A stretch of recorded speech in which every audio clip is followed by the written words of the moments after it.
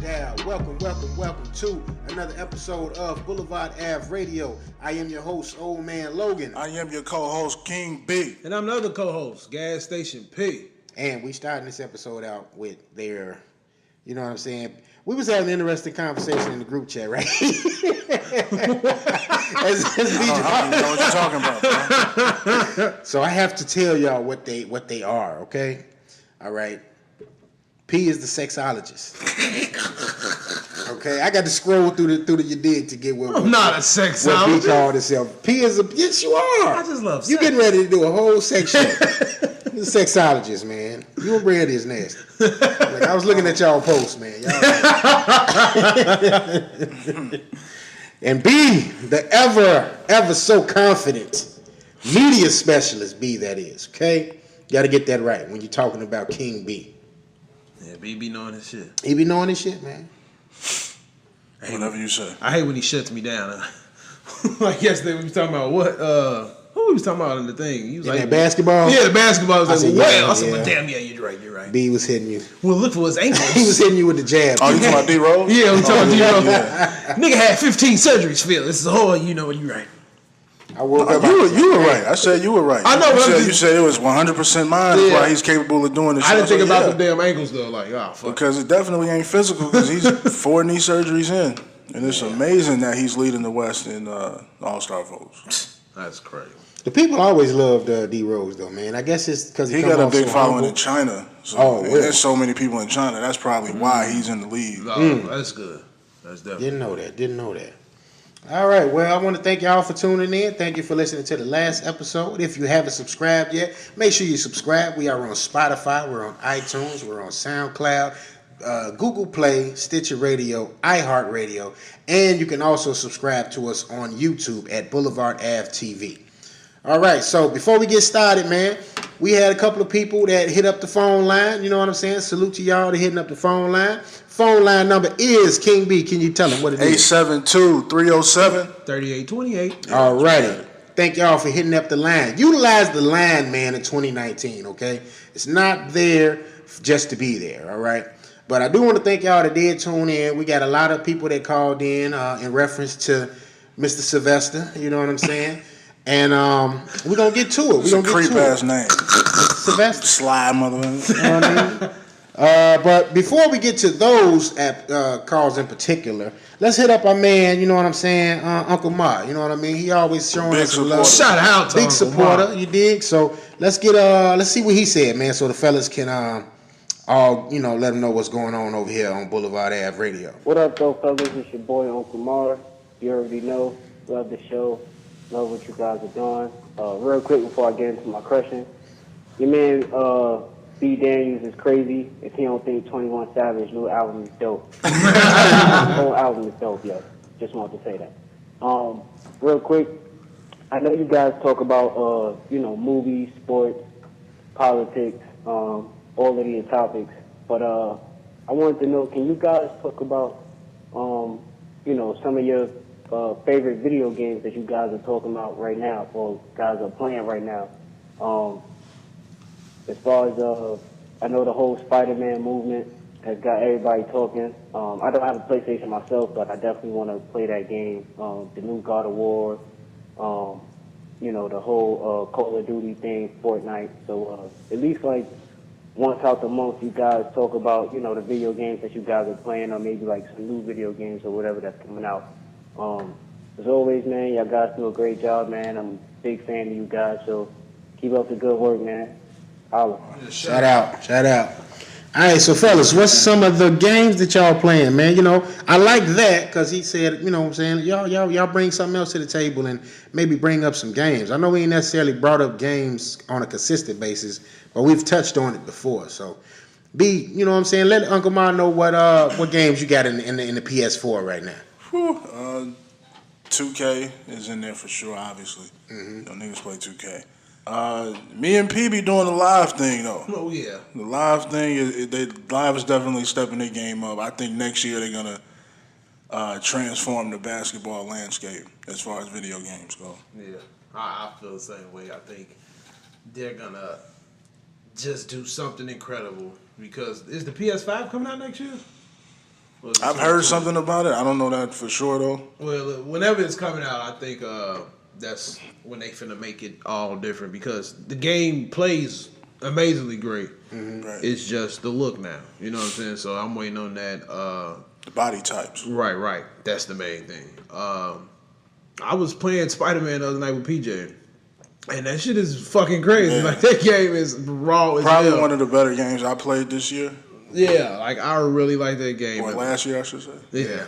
Yeah. I mean, like, I don't know what the fuck they did. They took their time on that type. That's the game you take your time on and keep. That'll, give you longevity. Yeah. Like Grand Theft Auto, basically. So, yeah. And I'm waiting on that Mortal Kombat to come out.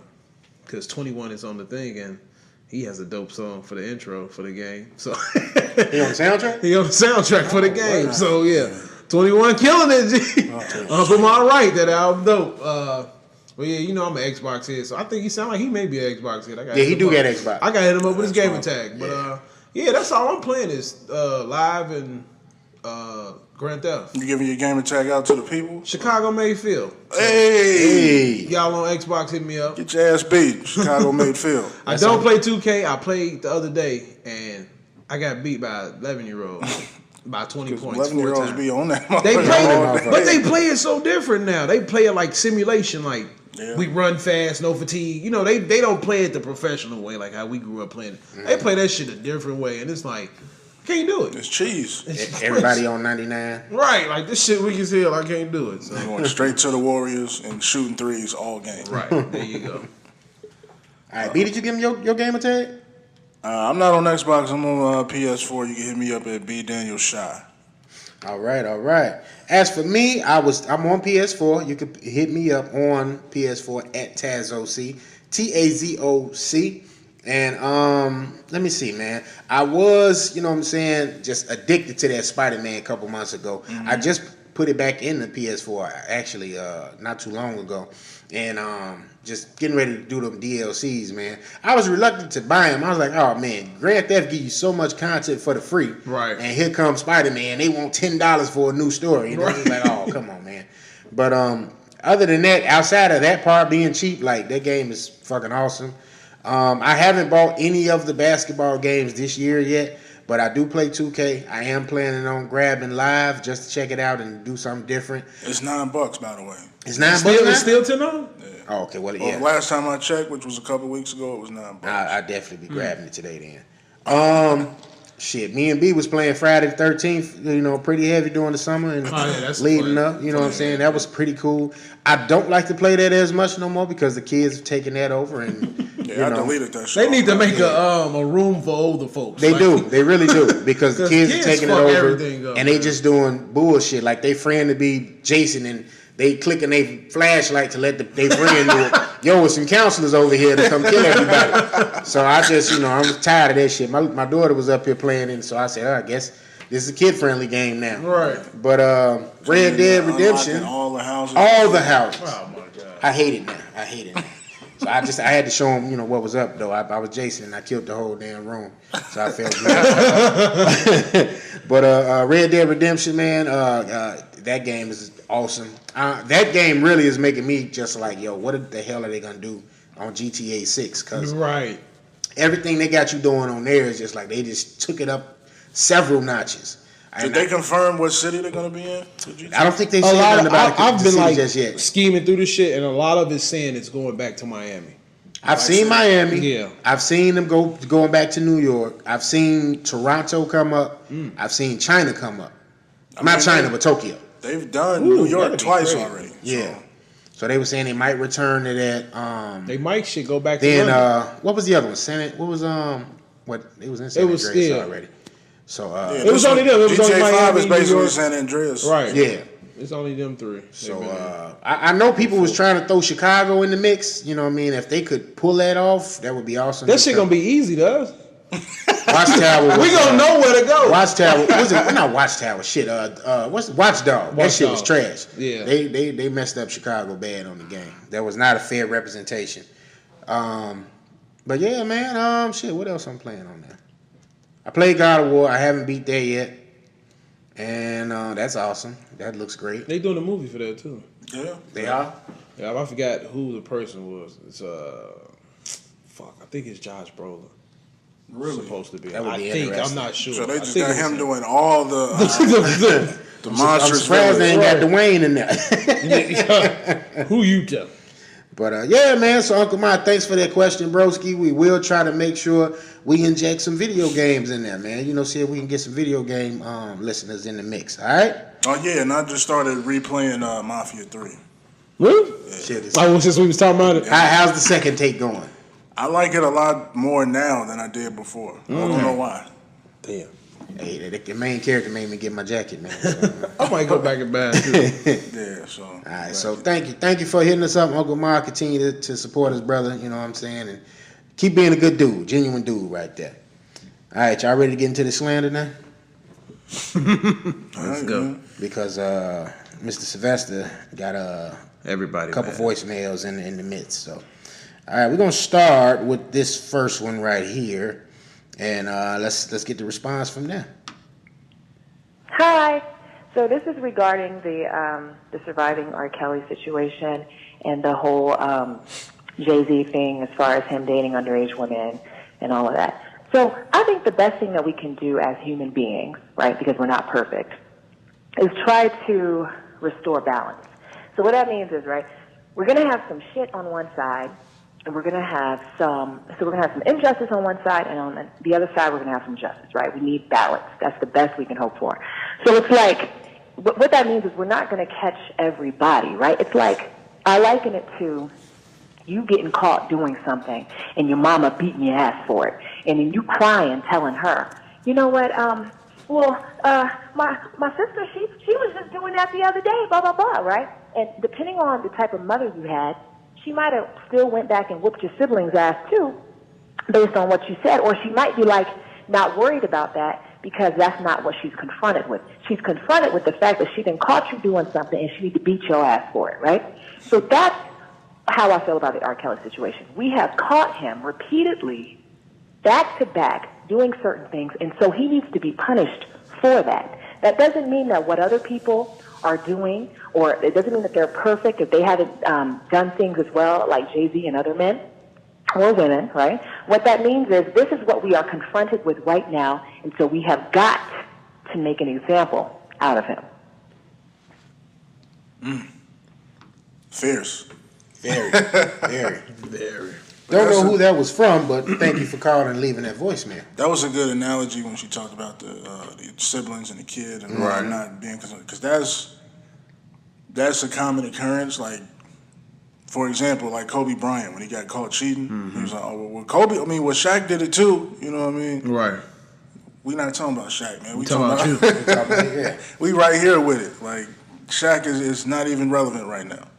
You know what I'm saying? So, yeah, when you get caught, you have to be held accountable, man. You can't divert that attention somewhere else. Yeah, That's true. And that's exactly what's going on right now. It seems like as soon as this came up with R. Kelly, this somehow came into the mist, and it's sticking now. It ain't like it just came and went. This is like now something that's prominent where people are like, yo, basically, are you ready to cancel out Jay-Z too if it gets found, all right, he was doing some pedophilia, type things as well, you know what I'm saying, with artists like Foxy Brown. Let me ask y'all this. Do y'all believe that? That he did something?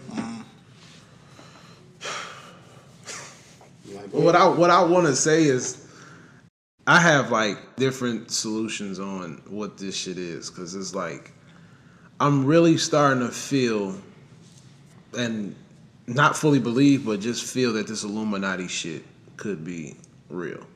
You know what I'm saying? Far as now you're taking, as we seeing a lot of our guys, Jay-Z, the Dame Dash situation, all that shit. It's like, Nat R. Kelly, you have to sacrifice or have sex with a man or be a predator. You know what I'm saying? I don't know if this stuff is true, because it's just weird to me to see Jay be like that. You know what I'm saying? To see R. Kelly be like that. Like, not R. Kelly, because I've seen his story, right. but to see Jay-Z like that for a while. Right. We see that, damn, little, with Diddy having a baby with the girl, she was 16. This shit is all crazy to me. So it's like, is this a part of a ritual, or is this you motherfuckers are really pedophiles? You know what I'm saying? Because it's like, if you really pedophiles, I gotta cancel y'all. You've been preying on this girl since she was 16, or fucking with her when she was 15, 16. Mm-hmm. You don't care how mature she act. Jay-Z, you're fucking old already. You know what I'm saying? You was old around the time she was coming out. So it's creepy to me now. You know what I'm saying? It's like, I just put it as in, either if it's the ritual way or if it's just them being pedophiles, I can't fuck with them, period. If this is all true, I can't fuck with them. I'm done. All right, so let me ask this. Let me put this on the table. Do you think it's possible for a young girl, let's just say 16, to trick an older guy into thinking she's older than what she is? Absolutely. Nah, I don't think so. All right. Yeah, for sure. You can. Body wise, maybe. Body wise is gonna help because if they body have matured and they have the body of a woman, yet they're 15, 16. Mm-hmm. You know, if they're able to maneuver, I'm gonna say I believe wholeheartedly that a man can get food initially. After a while, you'll figure it out. Hopefully, right? That's what I'm saying. After you feel, let's say you do get she look like she about 21, 19, whatever. Mm-hmm. Get her in the car, y'all go ride. After a while, the conversation, and you being an older man, you're gonna see this is not you got to be younger than this. Let me see some ID, sweetie. But you know what I'm saying? Like something ain't adding up. But you also got to be a mature man too. Like, you do. Some young-minded older niggas, like, absolutely. Them the niggas that don't give a fuck. Them the predators. You know what I'm saying? You know, the 27, 28-year-old niggas with the red fingertips because they still eat Flaming Hots too. You know what I'm saying? Like, my whole thing, if I know a girl who, you know, over the summer she came back to her dad's house, looked grown, titties got big, she got thick. She looked grown. But motherfuckers know she not grown. And it was actual grown motherfuckers trying to get down on her. And she was going. And my whole thing is, you niggas don't know this is a little girl. Man, she's hanging out with these little boys. You should fucking, this ain't our sister, motherfucker. Like, come on, G. Like, mind you, this is the era where a gentleman rapped on a song, and if your daughter older than 15, I'm a rape her. Who the fuck said that? DMX said that. X is coming. That went over my head. I never. Definitely. Well, DMX has always been crazy, so. But that definitely went over. I say that to say, it's older guys out here that do dabble in that or have gotten, food initially. I feel like you get food initially, then you find out later. Then it's on you to cancel it. You know what I'm saying? Once you done found out, the mistake had been made, true enough, indeed, but to continue it, that's when I feel like that's the issue with it. I was just on the way listening, and I've been hearing some shit where people were saying, "Oh, well, Foxy was lying about her age." You know what I mean? Trying to shoot Hov some bail, basically. Right. So if Hov knew and continued on dealing with her, and I've heard he's denied ever dealing with Foxy in that capacity, but that interview with Dame and Nick Cannon didn't really shoot him no bail.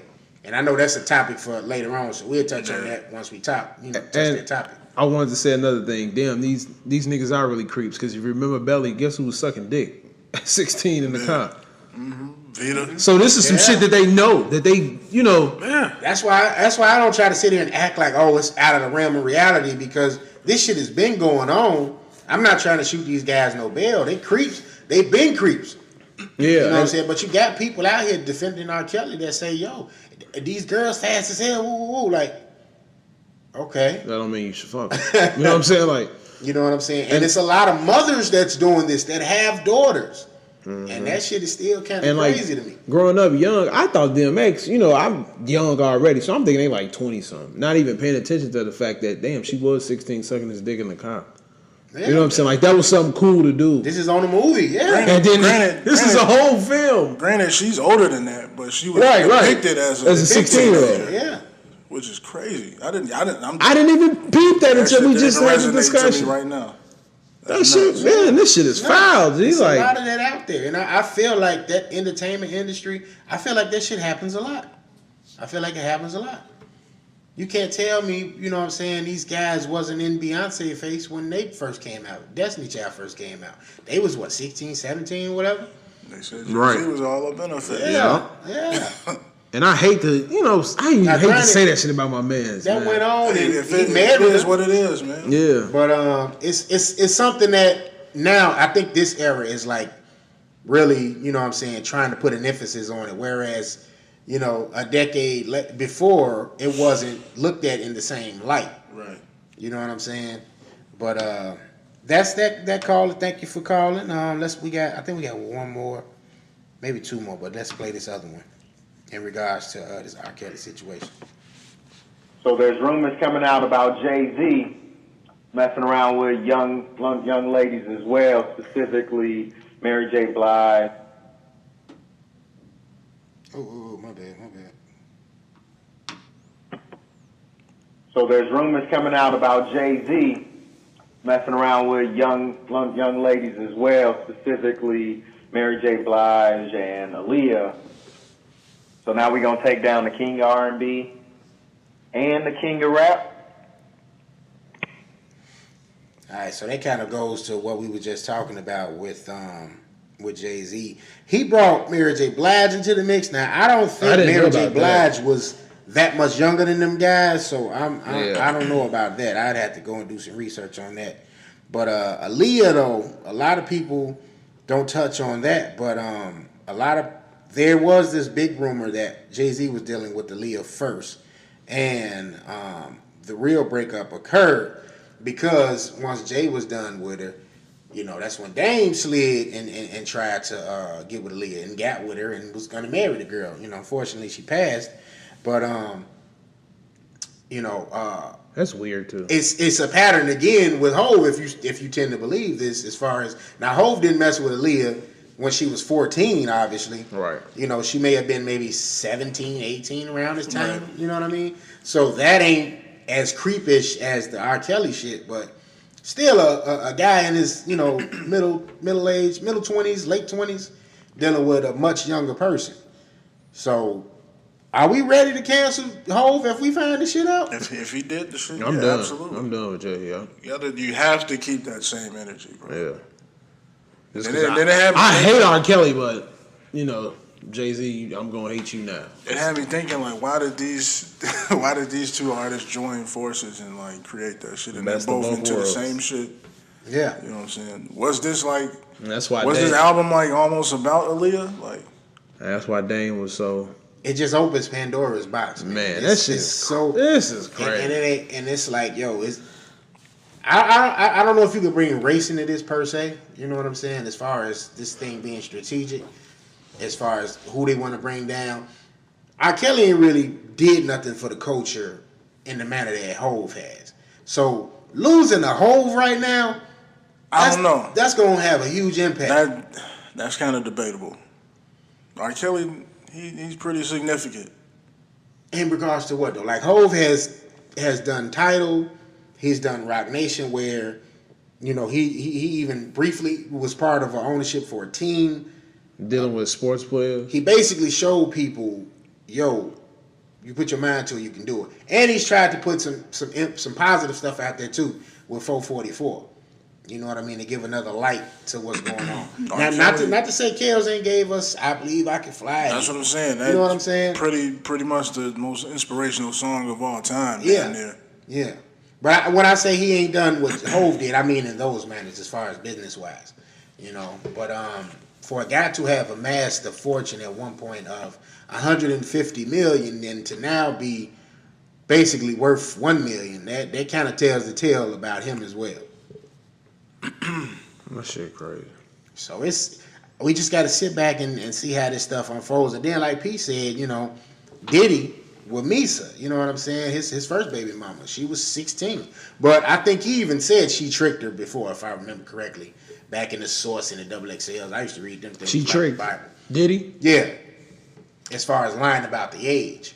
Diddy said he thought she was 18 or something. Because to be honest with you, remember the video? She was in the pool. I mean, in the hot tub. She all in the video. She looked grown as hell. She was supposed to be 16 at that age. And that's why I say, I try to get credence to that. Can younger women, be able to finesse a grown ass man? There's a lot of New York shit going on. When I was in high school, man, there was a lot of girls that were fully developed, man, and they wasn't messing with the niggas that like us that went to school with them. They had grown niggas pulling up to the bus stop, picking them up, dropping them off. You know what I'm saying? Yeah. So, yeah, they can absolutely be tricked, but obviously, if you're picking this girl up from the bus stop, you know how old she is. Right. Yeah. So it's I think it's a double-edged sword. It's niggas, because, I mean, I had a friend, she was telling me about a situation. This guy, he knows, he's like a part of Dave East clique. Same little situation. He knew the little girl, I guess he babysat a few times. She about 15. He sending her text message, don't tell your mama who it is. I'm like, and this from a New York person. It's like, I'm not New York motherfuckers are creeps. You know what I'm saying? That's what I'm looking at it as too. Like, but it's crazy is, you have this mindset of saying you got money, you working with Dave East, and you want to go fuck with little kids. Yeah, if you ever utter those words, like, don't let your mama know about this, you fucked up. Right. Like, you are sick, and it's you need proof. help. It's pictures of the shit. They got the man on, you know what I'm saying?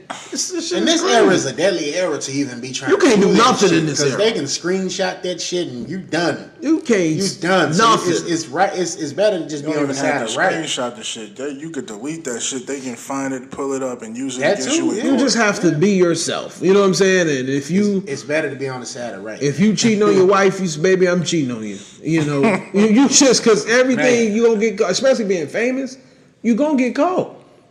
I mean, Pac said it. Pac even said it. He said, man, a bitch could be like 15 fucking with a nigga 35, getting them for everything. Said that on Scandalous. You know what I'm saying? Yeah, so it's something that's been going on. It ain't just started. But I think a lot of motherfuckers finna go down, man. Oh yeah. A lot of people finna go down. Yeah, and it's like a lot of our hip hop people. That's finna go down. Like, this is crazy.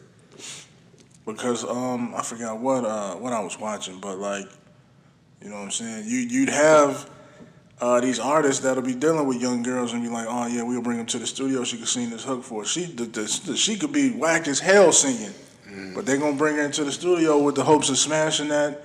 And even letting her record the shit, not putting it on the song. And it makes me think about that shit a lot. Like, when they do get the kids to, oh, she can sing, come on, bring her in. It makes me think. That's just a leeway to get her, lure her in, pretty much. Which is kind of what R. Kelly was doing. Yeah. Oh, yeah, I can make you a star. Come with me, come to Chicago, get you in there. Mm-hmm. Now that you're locked up in a fucking studio house, shitting in a bucket. 50 said this shit, and I was on the floor. I was like, I'm not supposed to be laughing about this. Right. The only thing is, he was talking to Tierra Maria. Right. That shit had me rolling, man. I said, this shit is sad, but that shit is funny. It's funny. He's like, 50 don't give a fuck. He know what the deal is, man. He know these niggas is crazy. He said, you can go shit in the bucket. And I could hear him saying that shit. Like, did she work with R. Kelly too? Who, did she? Tierra Maria? No, she worked with Hov. Oh, okay, she was with Hov. The princess of the rock. Yeah, she was. How old was she? She was like 18, maybe. I don't think she was that bad. I hope she was 18. She was at least 18. She was looking damn good. We were young, so it don't matter to us. We were not 18. What was that? That was 2006. What was that, 2006 when that record came out? Check it out, man. I think she was 16. But I don't want to get no credence to that, though, man. Reasonable Doubt is a hell of an album to be deleting. Hey, it's gone, G. It's gone. I deleted Chocolate Factory and, you know what I'm saying, TP2. All that shit is gone. I saw. That shit is done. Man. Tierra Maria is 31 right now, so in 2006, she was 19. So, okay, well, safe for that. She still was young. Jay-Z was, 40 in 2006? But see, that's when she came out, though. We don't know when she was signed, technically. Bam! Because they do take a while to get motherfuckers. It take a while album ready. Yeah, she was signed in 2003. I don't know about who, though. So 3 years back is 16. She was 19 in 2006, right?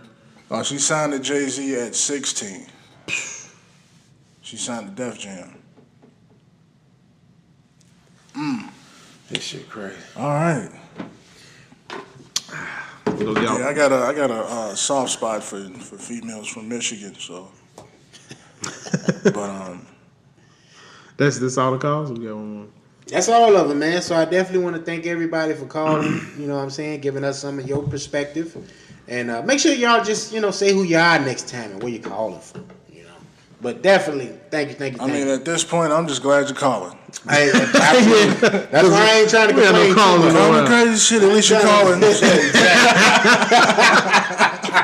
I was loving that. I said, "Oh shit, the party line." You got the Chicago Roach. Oh yeah. Did.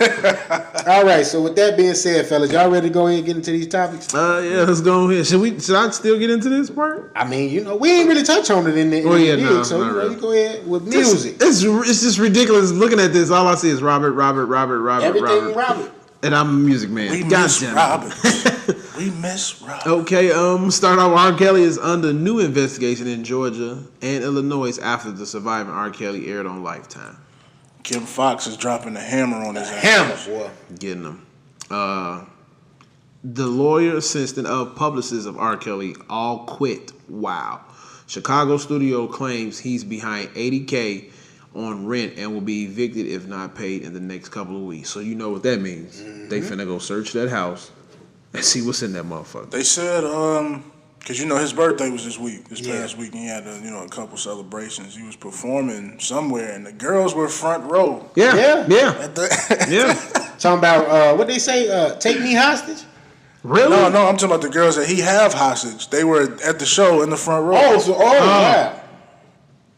They were there. They had pictures of them and everything. This is fucking sad, man. Like, and they looked like they were having a good time. That the girl that the parents had went to the studio was trying to find her. That was the picture they had. You manipulate minds like this. Yeah. She feel like she ain't gonna never be nobody. Now when your fucking savior goes down, what you gonna do now? That nigga Cuddy out there, president. Somebody gotta do it. Beat R. Kelly ass, boy. Man. Yeah, Lorenz Tate put pause on that boy. Yeah, his birthday passed. Fuck his birthday. Damn. Yeah. And he a Capricorn too, man. That hurt, man. Damn. But Giving y'all a bad name. Giving us a terrible name. R. Kelly brother Kerry goes on a podcast and addresses the person that molested him and Rob, which was their big older sister, right? Older sister, yeah. I think her name was Teresa or something like that. Mm-hmm. So she made him. So let's dive into that like big time real quick. Mm-hmm. So well, let me tell my part first. Yeah, I was molested by an older girl. I think she was 17 something. I was like 12. Kind of the same situation happened with how his brother was saying he made her, eat him out and stuff like that. Mm-hmm. That kind of happened to me, but I never grew up to say, let me touch a little girl. Like, was it a family relative or? You know what? No, she wasn't. She was a friend of Lisa, wasn't a relative. My auntie's daughter, like my auntie's friend daughter. So that's what it was. It was basically like that. I guess the girl liked me. I don't know what the fucking case it was, but she was watching me and my cousin, and bam, that happened. I don't know if it happened to my cousin, but it happened to me. And it's like, I just was like, damn, I like girls now. You know what I'm saying? Like, I was really into wanting girls then after that. You know what? That's what he said R. Kelly was like. R. Kelly was like, well, he was kind of like bragging about it. Like, yeah, I'm not a virgin no more. Right. You know what I'm saying? But Kerry, he was kind of distraught about it. Right. He was younger. Right. Kerry I think he said he was like 6. Oh, yeah, he did Kelly say was 6. like 10. And I was like 12 or 11. I think the older you are, the more, I guess it's but still, I didn't grow up to look for little girls, though. That's the killing part to me.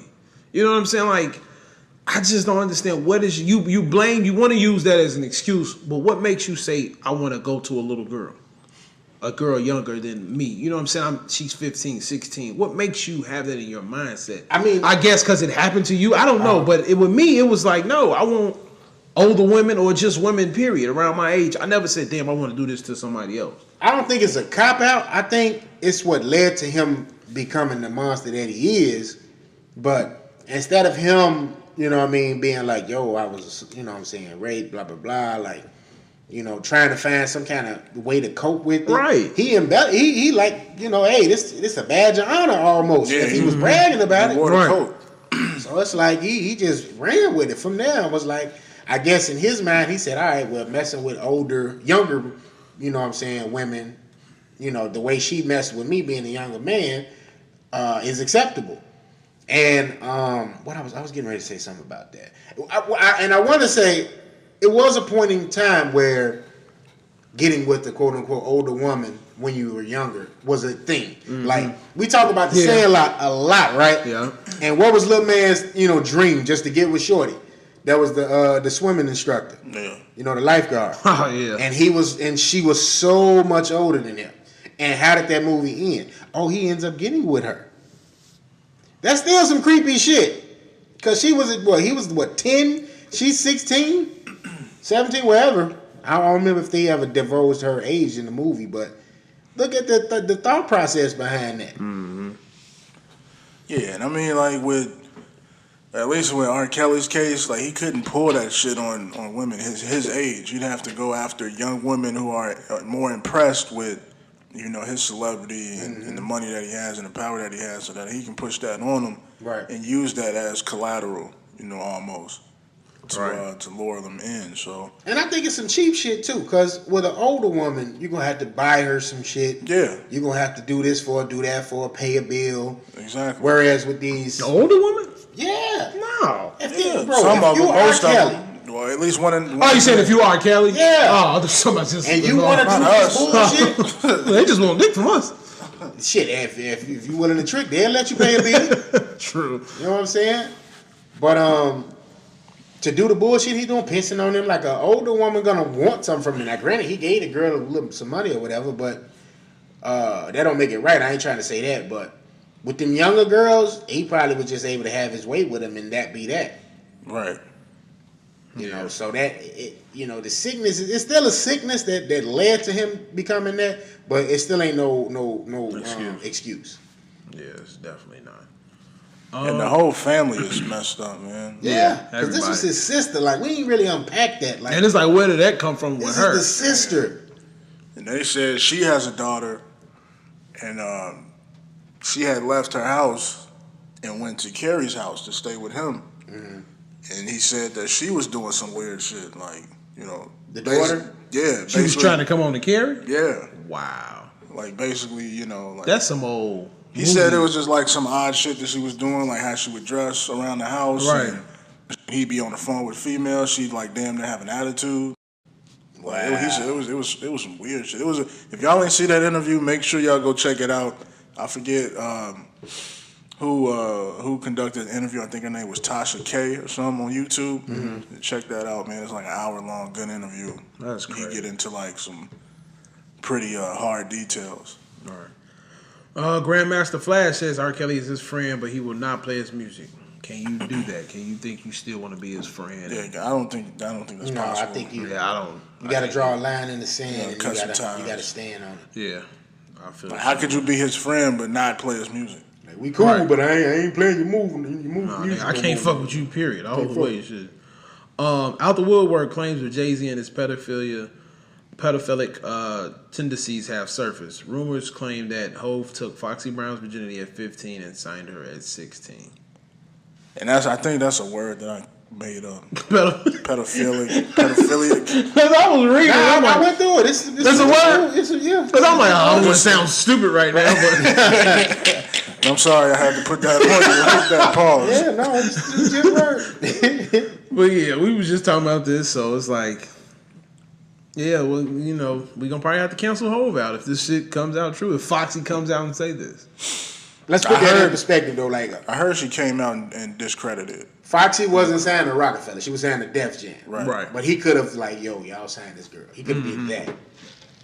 But, so she's denied it? Apparently, she was at, like, a baby shower or something, and they said that she was, like, just talking about the stuff. Like, yeah, he took my virginity at 15 and blah, blah, blah, and giving all type of graphic details.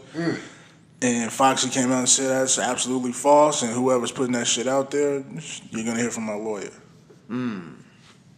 So apparently. Hopefully that ain't true, man. That's the king, man. All right, that's fucked up. But, you know what I'm saying, Nas did come out in that ether and said, Foxy got you hot because...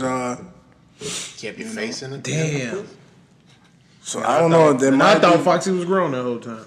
Right. I thought she was at least 18. I thought she was 20-something. Yeah, she carried herself as if she was 20-something, but I just knew she was at least 18.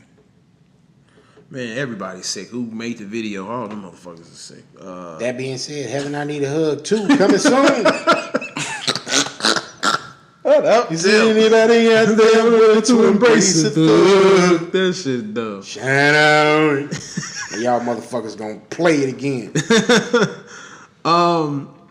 Nicki boasts about her sex life with her new bae. I didn't hear this. What the fuck she was doing? Yeah, she went around telling people that they getting it in 3-4 times a night. You know what I'm saying? Why? So fucking what? Why the fuck? I don't know why she feels like she needs to like big this dude up. Like, right. Haven't you but she's been doing it since he's got out of jail. Since they've been together, she's been doing this shit. So. Yeah, she like, I built Safari. I'm a bill here. You wasn't fucking no niggas in the ass in jail. You know what happened? Oh man. And this guy. You seen Oz? That's why that nigga hitting them plastic cheeks like that. On Cannon's class, Nick Cannon has an interview with Dame Dash. Well, Dame Dash kind of said, "Man, I didn't sign her. I don't want to hit it. Shit, don't put my name in it. Do all this crazy stuff." So I didn't see the full interview. What else y'all got from it? I watched it, man. First and foremost, that was my first time watching Cannon's class. I knew about it because I saw something when they were talking about the origins of like drive-bys and stuff. Like he had like a thing on Instagram about it. I didn't go back to it because I didn't know where it was being shown. Like, you know, I didn't know it was on YouTube till I went and looked, and I was like, oh shit, okay, it's on YouTube.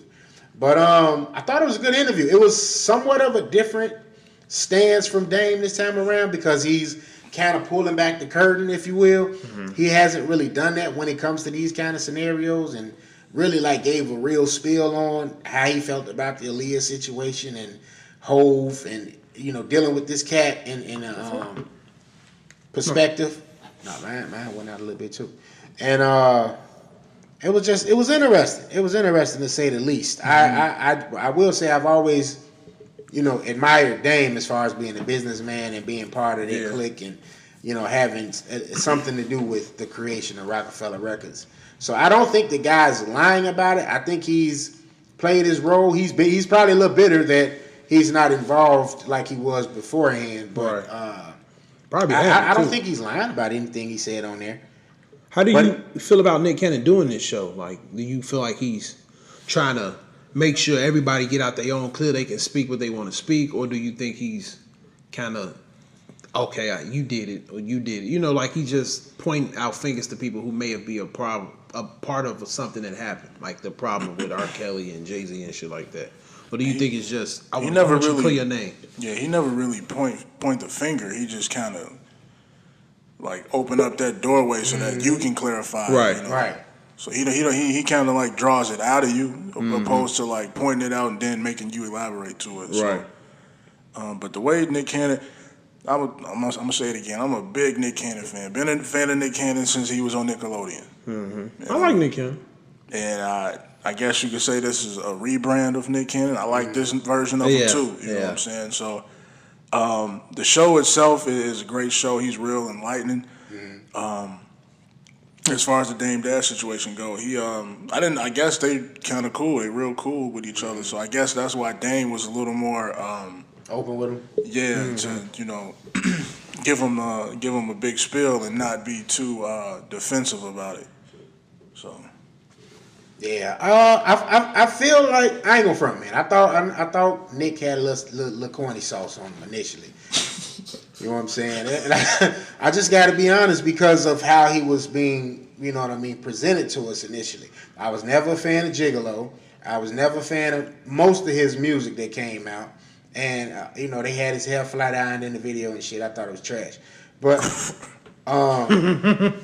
you know, this version of him, though, where it's like you can see where his mindset is and, you know, you're able to sit back and be like, yo, like, all right, Nick Cannon has a headphone brand, a very successful one. He has Wildin' Out, where he's taking these people out here and building their careers and building that brand. And got over 10 seasons of that shit. 10 seasons of it. That's a lofty goal. It's a lot of, you know, hit shows that don't make it to 10 seasons.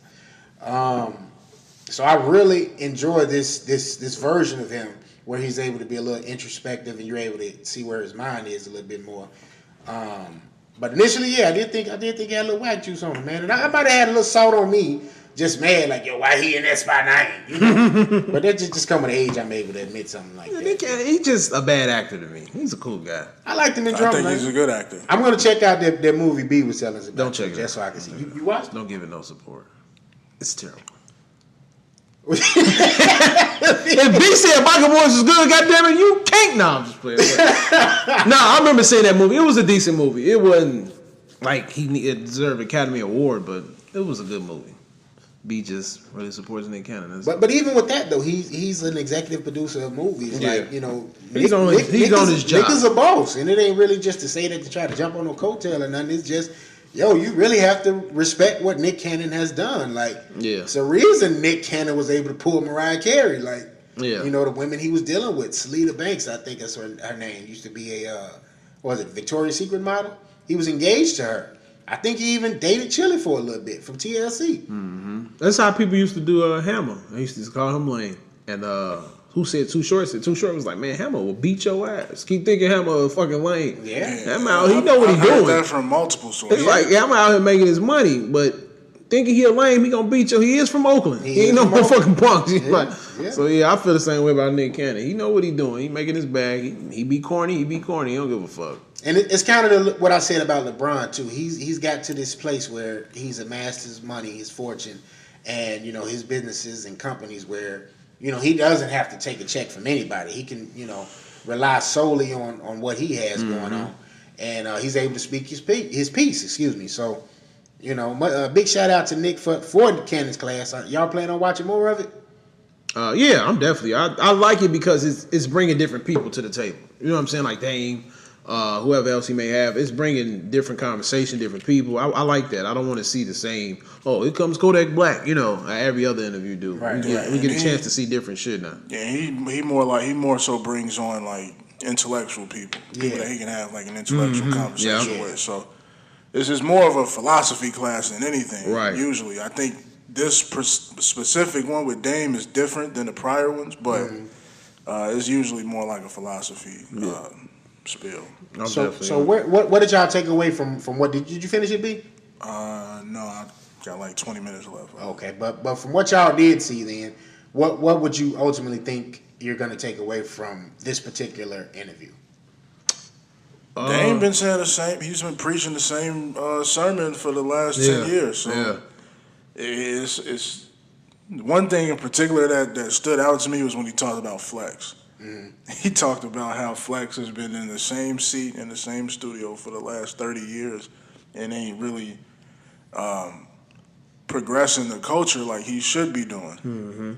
For somebody to have that type of tenure in this business, you should be an executive to something. He's content with what he got. Yeah. That's what it is. I mean, Flex tried to go out there and boss up. He had the Lugs endorsement deal, you know what I mean? Did you ever wear Lugs? No, but I had a pair I wanted. Nope. They look I like ain't Tims. want no Lugs. They look like Tims. And I wasn't wearing them because Funk Flex was on there either. Exactly. But he had that. He did what was that Ford little truck hybrid called? The Fuel or something like that, or something like Flex. Only thing I know Flex. He was a part of that. So then he had the car shows and he did things. He just never He did normal shit. He never prepared. Right. Past that. He's content. He's a very content person. His car show didn't even compare it to exhibit shit. Or DJ Envy's. Yeah. Envy bringing it back. Yeah. So, Pin My Ride was way better than anything Flex ever did. Right. Yeah. Even though it was fake, it was still better. So that's it with that. We got music releases that came out. Some singles. It was more than anything. Lil Duval, Boogie, and Future dropped a single. I like this nigga, man. Who? Lil Duval. I mean, I actually like this song because it got $10 on it. Come on, I haven't heard he can't sing for shit. I haven't heard which is funny. He got the auto auto that tune. Shit out of here, man. That shit funny, man. It's a cool song. Now, put it like this: if it was just Ty and somebody else, you'll really like it. I'm sure I would. Because the lyrics and what he's singing about, pulling up on a chick, hey, let's go date and all this. It's a fucking good song. It's just Lil Duval So it was a money grab for Ty then. Right. What you saying? It's a cool song. All the money you can get that bail money. Man, You're right, shit. Big Crit, that was just, I think the shit that he came out with and then put it into a little EP. Them singles, the Yeah, maxis. but one of them is different. One song, Energy, this just dope when it start off. That's like a raw ass song with a Jill Scott sample in it. Oh. Yeah, check it out. The Energy is the first one. But yeah, the rest of them was like the shit that was coming out already. Waka Flocka, I didn't check at all, but it's like Waka Flocka tour thing. He got a lot of people on there. He got Lil Baby in it. He got a lot of motherfuckers on there, so it might be decent. I don't know. Boogie, West Side Cat, he's decent to me. He signed with Shady Records. That song, that little single he dropped was nice. I think he's gonna have a nice album. I don't know if he's gonna break through though. He a rapper or a singer? He a rapper. Okay. You said what's his name? Boogie. Boogie. He got some decent shit out there. Okay, because I was looking at that and I'm like, is this a Boogie or is this No, Boogie? it's just like? Boogie, just Boogie. Okay. And then Future says Lil Baby and Gunna are now kings of the trap music. He also released his documentary for The Wizard on iTunes, and that Wizard is coming out next week, I believe. The album? Yeah. Okay. I tried to look for the documentary. I wanted to watch it. I didn't see it, but I seen like a sample of Andre 3000 saying he is the inspiration of negative music. It's on iTunes. It's on iTunes. It's on there now? Because I was looking for it and I didn't see it at all. They must have, I guess when I looked, it wasn't on there. Yeah. But yeah, Andre 3000 said he's the inspiration of negative music. Like, he makes good, inspirational, negative music. And I'm like, that's crazy for somebody to... So that's a backhanded compliment if I've Right. Like, it worked, but it's I don't know, it's crazy. So, I mean... You just couldn't say that shit's trash to your nephew. Right. I mean, it is kind of true. The shit be hard. It's just negative as fuck. Like, damn, dude, shit bad, but it got some That's sounds. why I say Future is my ratchet bag. Right. People listen to for the ratchet. And DMX is to be released from jail soon, prison soon, and he has a biopic in the works. And new music. What do you guys think? Okay, what do you guys think of that? Like, who would you want to see play DMX? This story, I want to see it because DMX is a crazy wild motherfucker, and I would love to see it. But Michael B. Oh my god! Y'all gonna hate this take, but Tory Lanez. Hell no. Tory Lanez look just like DMX. I'd rather have a nigga we were just talking about earlier. DMX. I don't know if he does this on purpose. Oh my, yeah. I don't know if he does this on that. purpose, but he kind of talks like DMX. He kind of emulates him to me. I've thought about that since Tory came out. I said Tory is either doing this on purpose or this is just him, and he really reminds me of DMX. Talk about corny. y'all gotta give my man some credence here, okay, man? Like, y'all gotta chill out. That nigga's got Nick Cannon Tory, beat in the corny race, bro. Tory, that dude, man. By a landslide. For them 19-year-olds, y'all gotta pay the Tory out. Not me, motherfucker. Not me. Turn the Tory on, P. Nah, Bison. Does that look like Meek Mill to you? Let's play some Tory Lanez and not play it. Fuck out of here. That's it with music, man. That shit trash, man. He gotta explain that spitting in the mouth shit too. I don't know what's wrong with Wait, what?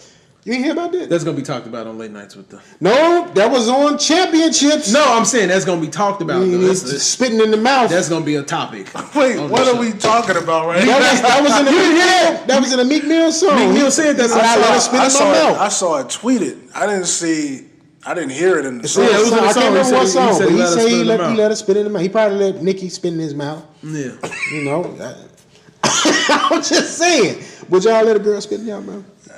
Absolutely not. You in the mood? Yeah, y'all in the middle of getting down, and she just open your mouth, bye, spit. Like,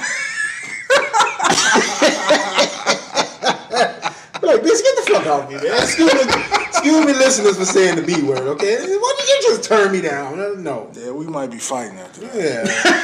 Yeah. You gotta go now. You gotta go home. I might catch a case that night. All right, man. So let's go get into this entertainment news, man. At the top of the docket, box office recap. P gonna enjoy this right here, man. Number one at the box office again. Oh my God, Aquaman. stupid ass man. That's what it is. Son, okay. Put some respect on Momoa's name. Momoa cool. Number 2 is Escape Room. Number 3, Mary Poppins Returns. Wait. How much Escape Room make? Okay, let me start off from one there. Well, Aquaman made another 31. Escape Room made 18. Okay. Mary Poppins Returns made 15. Bumblebee at number 4 made 13. Spider-Man Into the Spider-Verse, that made 13 million. Number 6 is The Mule with 9.1. Number 7 is Vice with 5.7 million. Number 8 is Second Act with 4.7. Number 9 is Ralph Breaks the Internet with 4.6 million. And number 10 is Holmes and Watson with 3.3 million. And that shit has been getting like desecrated by movie reviewers. They said this shit is garbage. What, Holmes and Watson? Yeah, they said it's not even worth. What is that going to about? see that. I don't know. I just know it's Will Ferrell and Sherlock Holmes John C. thing. Reilly. Yeah. Okay. But yeah, they've been taking the boo-boo on that, and apparently rightfully so. All right, so moving on from that, Keegan-Michael Key drops Friends from College Season 2 on Netflix this week. Oh, so he made that show. Yeah. Damn, I really gotta check, because I was looking at it. That show was trash. To me, it was okay. I didn't finish like the second episode.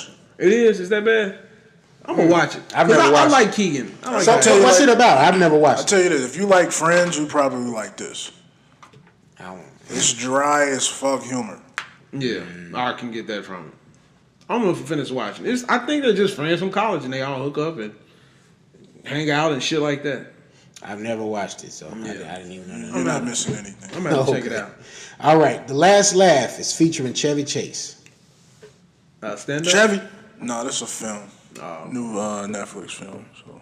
Okay. All right. Did you check it out? I think it just came out a couple days ago. All this stuff just came out this week. So Okay. All right. Next on the docket, Godzilla, the Planet Eater is streaming on Netflix. So that's not the one with the girl from Stranger Things in it, is it? There's something different? Because you know they got a new one coming out. A new Godzilla. Yeah, a follow-up to that one from a few years ago? I don't know if it's a that follow-up. might be what you're talking about. Yeah, okay. This might be something different. Speaking of that girl from Stranger Things, you know she was real cool. He gave her tips about dating or some shit like that. I heard otherwise. Cups of the roses. What you hear? I'm hearing he's on Smart Kelly shit. Pictures in my old phone. They're not shitting in a bucket, but you know. Gotta delete that discography too, man. That shit gonna be trash. He's got a video out on the internet where he's like touching a 17-year-old girl and kissed her. I saw that. Now we know why Robin didn't want to deal with him. Robin being Rihanna, that is. Hey, you music artists, man, get your shit together, man. Before you engage with these females, get some identification first, man. Make sure don't do shit on stage. Just rapping, that's it. Just give us a good performance. You ain't gotta be gropping women or have a dancer you got to do it. Yeah, get somebody you know who is of age. Right. You know what I'm saying? Yeah, man. Call My Agent. Season 3 is out on Netflix. What's that about? Beats the hell out of me. I don't know, but it's on the docket. Solo, a Star Wars story, has hit Netflix. I had watched that yesterday, and it's pretty fucking good. Pretty good? It's pretty good. Did our boy... He is super fucking cool in that movie, Gambino, man. That is. It's like, I like how the dude who plays Han and then Childish, they both damn near kind of sound like Billy D and Harrison Ford. Like, they really tried to get their character together, and I like how they did that. But, yeah, Childish, Donald Glover... He did his thing. He was cool as fuck in that movie. He did his thing in there. I wanted to add something to the thing. If you're a female or if you just like robbery shit, watch Good Girls on Netflix. It's a good show. It's a really good show. Oh, it's a show? Yeah. Okay. First season, too. All right. Lionheart, an inspiring dramedy and Netflix first Nigerian film about a young girl who must look after the family business once her father becomes too sick to keep it up. Ultimately teaching herself how strong of a worker she is in a male-dominated industry. Bam. I peeped the preview. I want to watch it just because it's Nigerian-based. There you go. I wanted to watch it, but it just looked like that right there to me. And I'm like, it looks too fake. Wait, me, I missed it. It looked too like fucked up. Like the camera wasn't right. It was, it was too terrible. But I said I'm gonna check it out because the lady in the movie, the actress, the star, she is very, very sexy, and it looked like it could be pretty good. It looked like it could be pretty good. Okay, Netflix new trailer for Velvet Buzzsaw. What's going on with that, man? I put it on the page. What's the boy named Jake Gyllenhaal? Mm-hmm. And my guy. David, he was just on what we was looking at on Law and Order. David East, I think. What is his name? David East, or something like that. But it's a weird, trippy movie about paintings. So it's like you go see a painting like this painting. Typical Jake. Right. A weird painting will kill you. It was from the guys who made Nightcrawler too that he played in as well. Oh, there you go then. Yeah, so yeah. Typical Jake. Jake has a weird, strange. Yeah, Donnie Darko. One of the greatest. But yeah, they look like it's pretty good. I can't wait. It's coming out February 1st, I think. So yeah, I want to check that out. It looks pretty good. Okay. So all these Netflix releases, they call them Nollywood productions. Really? I didn't know that. Nollywood, holla at us. It's corny. Nollywood. All right. 50 Cent begins casting for the BMF story. Curtis. P, you ready, man? I'm ready, Curtis. Fuck, what you need me? If I need to kill a couple niggas, just shoot a gun, put me in there. Big B, you gonna hit the casting as well? I think you can get in it, B. You can be a nigga bodyguard. Being that you got, Atlanta ties, If I'm in there, I gotta be the star. I don't give a fuck. You can do it, B. Give me that lead role, Curtis. We're gonna get you in there. You gonna be Curtis. What's my man name? Leader BMF? Big Meech? Big Meech, yeah, you could be a darker Big Meech, but you're gonna have to take the dreads and make them braids. Yeah. That's easy. But then the check coming, ain't no problem. All right. Some more sexual assault news. Mr. AJ Calloway, formerly of 106 in Park, and Tory, interviewer, journalist, they both got hit with sexual assault charges this week. Tory who? Tory, the guy that interviewed R. Kelly in that famous interview when he says, "How are we talking?" Wow. Yeah. So old girl went on Instagram. Right. She went on Instagram and gave several instances of him doing sexist and sexual, predatorish types things to her. AJ Calloway, I don't know too much about it, but I heard it's also several women that are giving him these accusations as well. I mean, from all the corny shit he used to say to Free when they was on 106 in Park, that's not too far-fetched. I would have never thought AJ Calloway. Are we seeing a pattern here, though, in this sexual assault shit? All of these people are connected to R. Kelly? Yeah. Not necessarily connected to R. Kelly, but they're all the same color. Oh, it's coming. Trust me. I mean, we're going to get the Caucasoid. It's now you can't speak to, like, I was listening to Joe Budden and Maul was like, I'm scared because I don't even know how to approach a woman. Exactly. You know what I'm saying? It's like, it's getting to the point where it's a good thing, but it's also a bad thing because, like he said, I don't even know how to fucking approach you. Because now you see, slip up and say something that she don't like, then it's I got some type of celebrity. You got me now. You know what I'm saying? Like, it's just fucked up. Like, you don't even want to talk to nobody. Just fuck it. Hey, how you doing? That's it. I don't even want to know who you. If you like me, then you come to me. Approach me. I got to do the R. Kelly shit. You speak to me, I'm looking down. I'm not saying no. You can't do shit no more. You can't ask him how it's going down no more. You can't ask him shit. Remember me in the same cat, way back with the wave cap. You know what I'm saying? Can't do none of that shit no more. All this shit they saying it's like. Don't let you get on in the next couple of years. Some shit gonna pop up out of the woodwork. I'm trying to think. I'm sitting here thinking, like, if we make it, did I say something wrong to somebody? That's just fucked up. I know I done said a lot of foul shit to people. I hope I don't, I ain't gonna apologize for my shit, man. I'm putting it out. I didn't apologize. I just hope they don't bring it up. I'm just saying, if it gets brought up, well, Tim, you had this perspective on gays in 2009, and I'm gonna be like, that was 2009, Tim. What year are we in now? Ask me questions regarding to this person sitting next in front of you. Right. You know what I'm saying? Don't tell me about what I said in 2009. I stand behind it. That's what I said in 2009. Because Facebook got a habit of showing, hey, in Time Hop, this day, 6 years ago, you said blah, blah, blah, blah. And I done already seen some shit I put, and I'm like, yo, why the fuck I couldn't did believe I say was that? talking like that, bro. Couldn't believe it. I literally saw that yesterday. I was like, what was I on that day?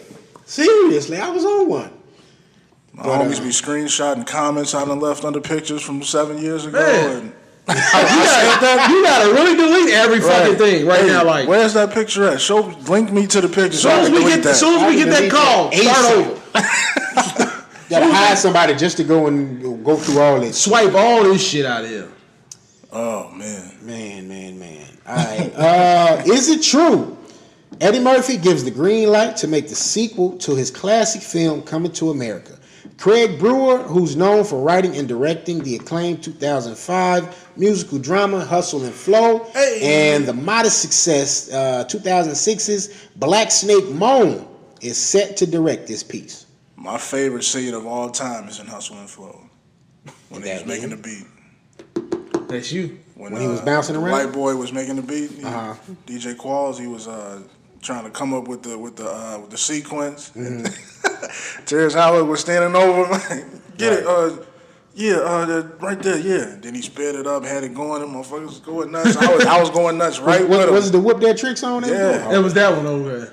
Whoa, that song was hard. That shit was cold. Right. I'm ready for this, man. Like, so it's like we were saying earlier. It's 30 years have passed. So what can you expect from something with such? I mean, Coming to America is a classic, not just a black classic, but white people love it, we love it, Hispanics, whatever. If you're a movie lover, you have seen Coming to America. So what would y'all expect let's just say this comes out 2020. What do you expect from a Coming to America film in 2020? A Coming to America sequel in 2020? Well, with the fact that it's been so long since the first one, it's open world. You can do whatever you want and create any type of timeline that you want. True. Within that 30 years. So ideally, let's just see, and maybe we'll do this for a future episode, like we did with Boomerang. If it's you in the director chair, B, what time period are you putting in this film? It would have to be current day. Okay. But, what happened in between, from 88 to now, whatever you come up with. Because, I mean, to have that big of a gap, you know what I'm saying, that leaves room for, new characters to come in. that was like late 80s, right? Yeah, 88. You can bring in all types of new characters. Or, get rid of a lot of the old characters, like Arsenio Hall's character. You don't really need him in there. Yeah, you do. You do not need Arsenio Hall in that You movie. need Sammy, man. That's his best friend. That was his guy. He was a fucking leech. You coming to America. What you finna do? There's new pussy around. You finna... So you want a 65-year-old leech in the movie? He ain't gonna probably He be ain't no necessarily leech. got to be on To me, he back wasn't this the time leech. around. He could be Vanessa Bell Calloway's husband in this, though. Yeah, I think he could be a whole nother guy now. She could land it with Simi. Cause they were You looking need for Arsenio. You need, come on, man. Them niggas was it. Arsenio was trash in the movie anyway. I want to see him, man. Did you really say that? Arsenio was funny in the movie. You can get somebody a lot better than him. Arsenio was big round of applause for Jackson Heights. He was him. Reverend Brown. I would love to see that happen too. Reverend Brown might That be was Reverend dead. Brown. He might be dead now. Yeah, he might be cause dead A lot of them dudes that they I would play like to old. see them do that again. Like Would make you up, want them dressed to do up. multiple characters? Yeah, I would like for them to do that too. I don't know content-wise if they can do how they did with Coming to America in this year, just with how everything is just so, you got to be on eggshells. Like, I don't think you can make it just like that raw and... Well, first off, have y'all ever really looked at Coming to America as being in the same universe as... what's the movie he did with Dan Aykroyd? Trading Places. Trading Places. Like, because you got the Dukes in there. Because they was in it. They was in Coming to When they was America. homeless. So I kind of felt like they was always in that same universe together. They might have had the same producer. I think it was just producer. But, let's give a shout out to them guys who put me on type shit. Yeah. I think that's what. But that part of kind of like, I don't know if you could have them. I mean, obviously the barbershop scene, you got some shit in there where you can't really use it, dude. All them dead.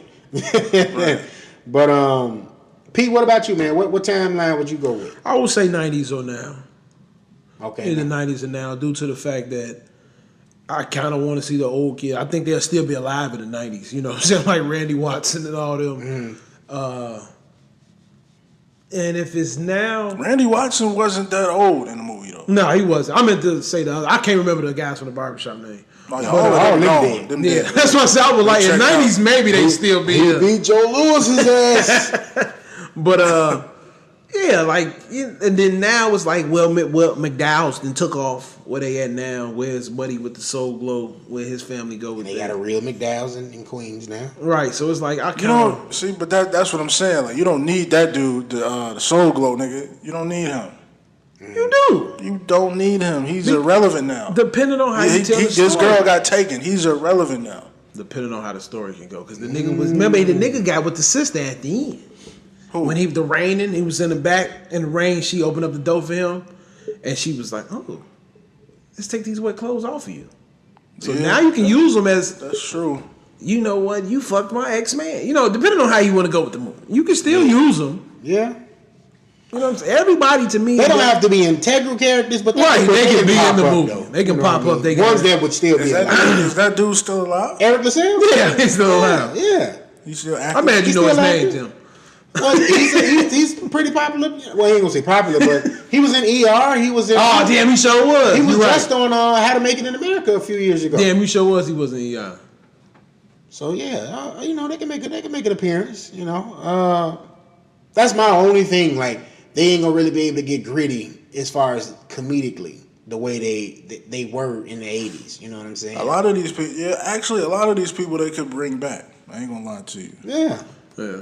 Vanessa Bill Calloway. And she still is amazing. Yeah.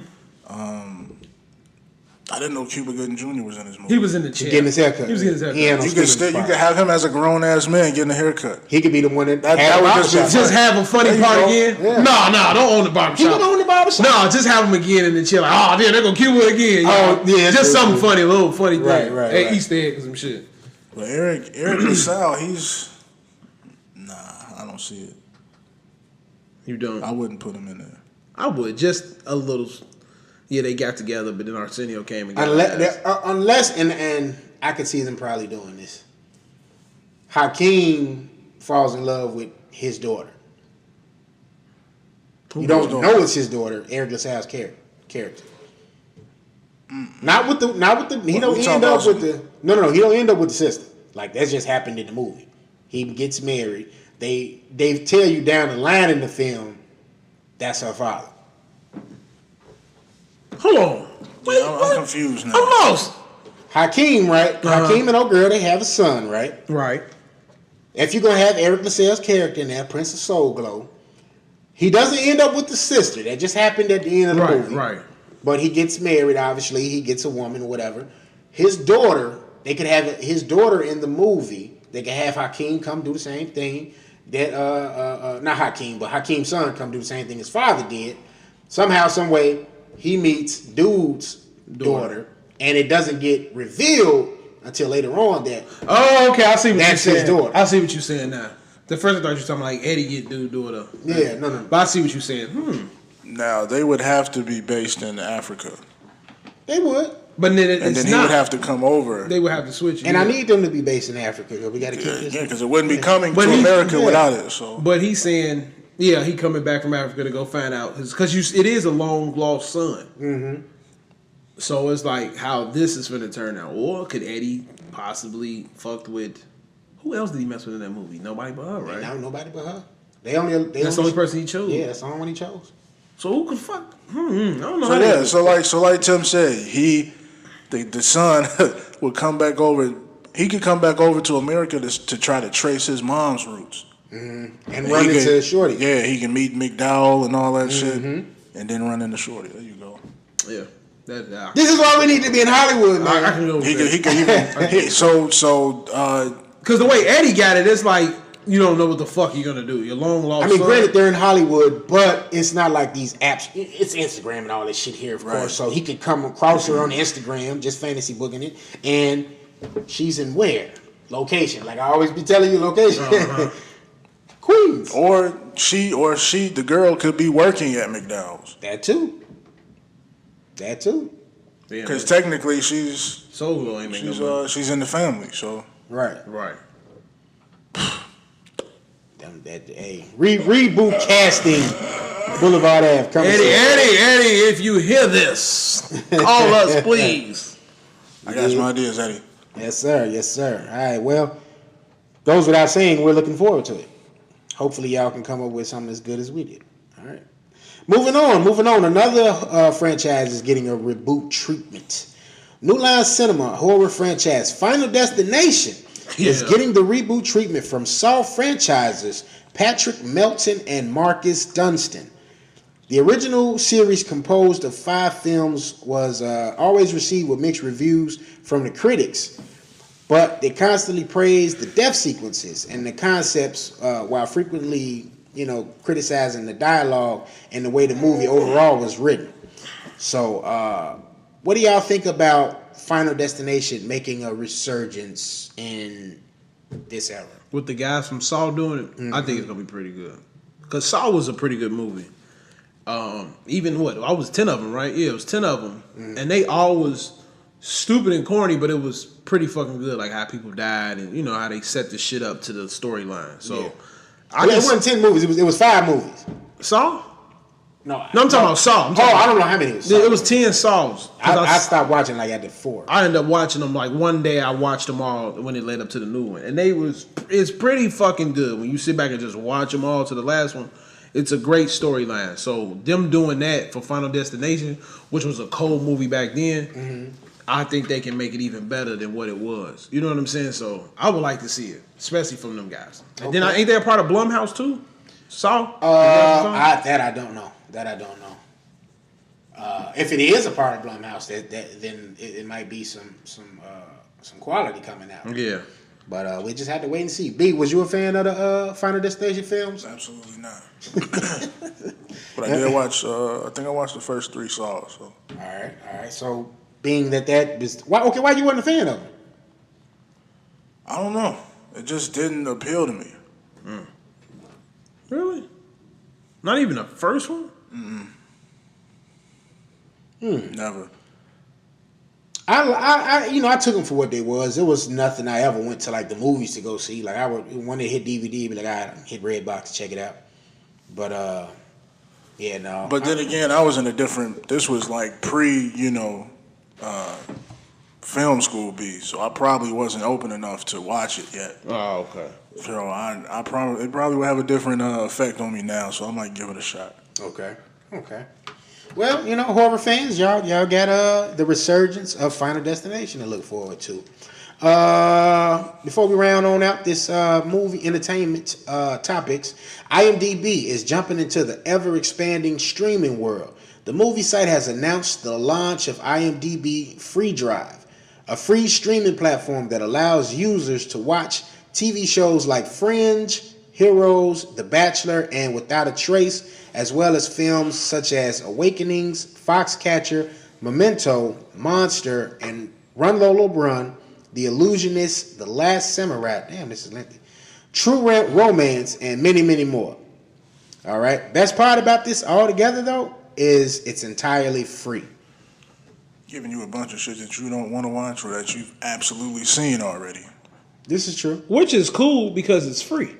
And for people so it really don't matter. For people who don't have cable, it's better for them because all you got to do is download the IMDb app. Unless they're trying to expand IMDb into a channel. This is the only right. You know what I'm saying? And that's what I'm thinking because streaming is going to be like the wave in 5 years. Yeah.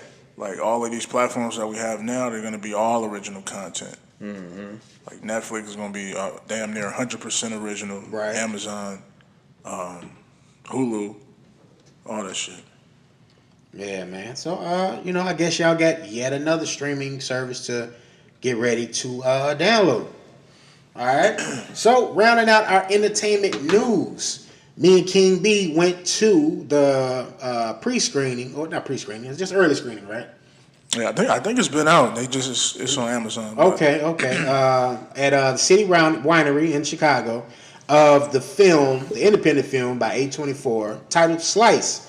That is starring our main man from Chicago, man. He our last hope, y'all. Everybody else from Chicago is trash, with the exception of D Rose. Chance the Rapper. Channel from 79. Yes, sir. Yes, sir. So, King B, man, go ahead and let us know about what Slice is. I was absolutely confused watching it because I went into it thinking it was a horror flick. And technically, I guess it still is, but there was a lot of comedy in there. Yeah. To dilute the horror, you know. So, Wait. Is it like a what's the name of that movie? Garbage Pail Kids type thing, or like one of them old Little Monsters, something like that. it was, to me, it was kind of like a mix of thriller and I don't know, some type of corny comedy. I can't think of anything right now. It's like to me, I looked at it as a comedy with horror elements. I'm sitting there trying to remember the name of that.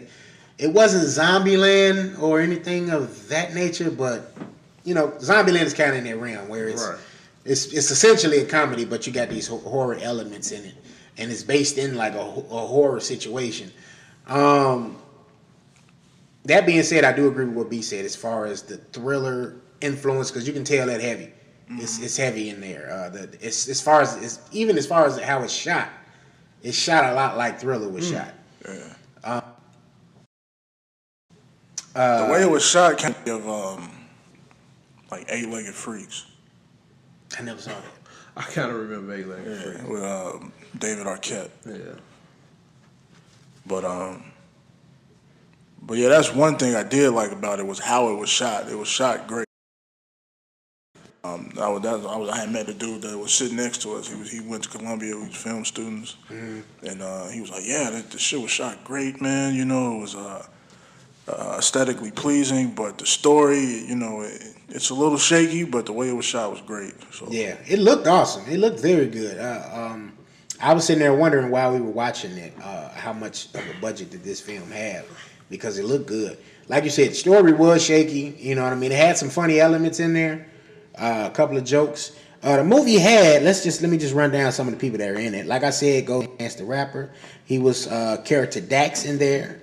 Imdb, Hollywood Bay, Zazie Beats. She was in there as Astrid. The director, was he the writer too? Yeah. Austin Veasley is in there as Sean. Then our other main man from Stranger Things, Joe Keery. He's Jackson in the film. Our boy from the first Purge, Ian Knoll, is in there. He has a brief appearance, but it's kind of funny. And then another character was named Sadie Sheridan that was played by Ray Gray. And your boy Hannibal Buress was in there. Yeah, he had in there. Yeah, that's what I got. Popped up real quick. Fucking traitor. But despite the technical difficulties that were going on at City Winery that night, it seemed like the movie was pretty well received, right? Yeah, I think so. Yeah, it was a lot. Like during the movie, I would say at least 10 to 12 times it would like buffer. Yeah. Like the audio would freeze for like 5-10 seconds, and then it would come back, and that's kind of annoying after a while. But very annoying. I want to say like a lot of the people that were there actually know the director, because if you didn't know him, then you probably would have got up and left after a while of those buffers and shit. Yeah. But everybody stayed. Everybody stuck around to the end, asked questions after the movie. My biggest question was the funding, like we was talking about. He said that he raised initially $500,000 for that movie, and then once Chance jumped on board and plugged it on his social media, it caught the eyes of other distribution companies and production companies, and they upped the ante. So they had to get some more money, but it's not disclosed how much. But I'm assuming it's well over $1 million. Yeah, it had to be, because it was filmed. It was filmed great. Like that part of the budget, yeah, they utilized that well. Because they worked with A24, and I think A24 linked them to other casting companies, which is how they got Zazie and Ray Gray and everybody else. Yeah. So overall, though, you know what I mean. I think it was decent. It wasn't nothing that you're gonna go nuts over. But for Chance's first role, what did you think of it? Did you feel like it was just Chance? The prototypical role for a rapper, I like to say, because their first roles normally is just them playing themselves. Or did you feel like it was like some depth to it? I would say neither, but from what the director said he wrote the film with Chance in mind for that role the entire way. So, regardless of, the quality or the money that was spent for the movie, Chance was going to have that role because he worked with Chance. He shot a lot of Chance's music videos back in the day, going to Columbia. Yeah. So, Austin's apparently from Illinois. So, yeah. I think Chance's performance was solid. It wasn't great. It wasn't terrible. It was solid. But I think because we have like a love for Chance as the person, I think we were like more accepting of it. Like if this was somebody we didn't know, it probably would have been a trash performance. Right. So I mean, that's just how I feel about that. What I really like it, I like corny, goofy movies. Yeah, it's up your alley, definitely. I mean, I felt like it was Chance, not to throw slander, but I just feel like it's like the prototypical, like DMX was playing DMX to me and Belly, Nas was playing Nas to me and Belly, Tupac was playing Tupac in Above the Rim, basically to me. Like these weren't like stretch roles for them, like they were in a space where they could be comfortable. Okay, I get it. Yeah, so Chance definitely falls into that category. Yeah. Like he was like speaking in that calm, manneristic voice. Yeah. What the hell are you doing? I gotta see this. But I think you'll definitely enjoy that. Let me look. I'm pretty sure it's on Amazon. But yeah, man, that's it in entertainment news, man. So we're gonna swing it on over to King B for the sports recap. Sports recap. Let me get situated here. All right, man. So in sports, we got first off, ex-NFL running back Arian Foster says Tupac music wasn't that deep.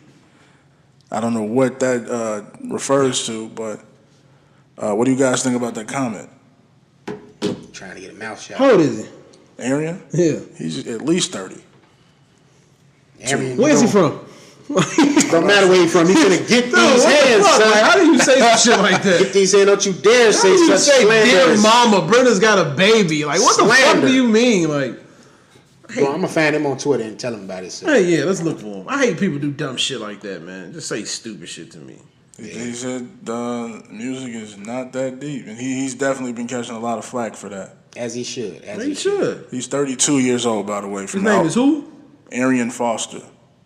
He's 32 years old from Albuquerque, New Mexico. There we go. That's why.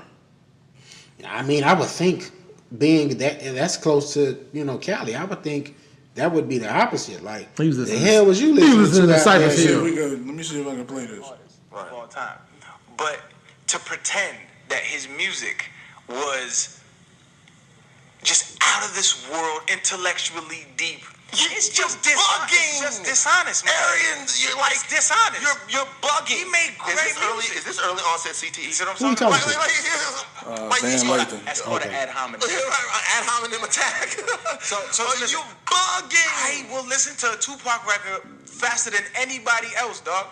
But to pretend that it's as deep as you know what you do. Kendrick might be the deepest rapper. Here's what you do, and here's what a lot of Tupac fans do. Here's what you do, and a lot of Tupac fans do. Now it's a lot of Tupac fans. You conflate who Tupac was as a person with who Tupac was as an artist. I feel like that was well reflected in his music, though. No. That's what I'm trying to say, my nigga. No.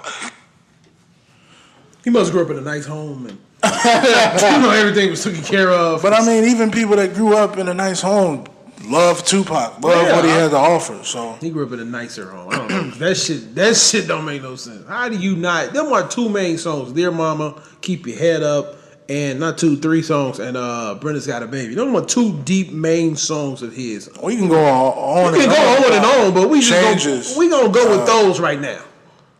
Did you say Keep Your Head Up? Yeah.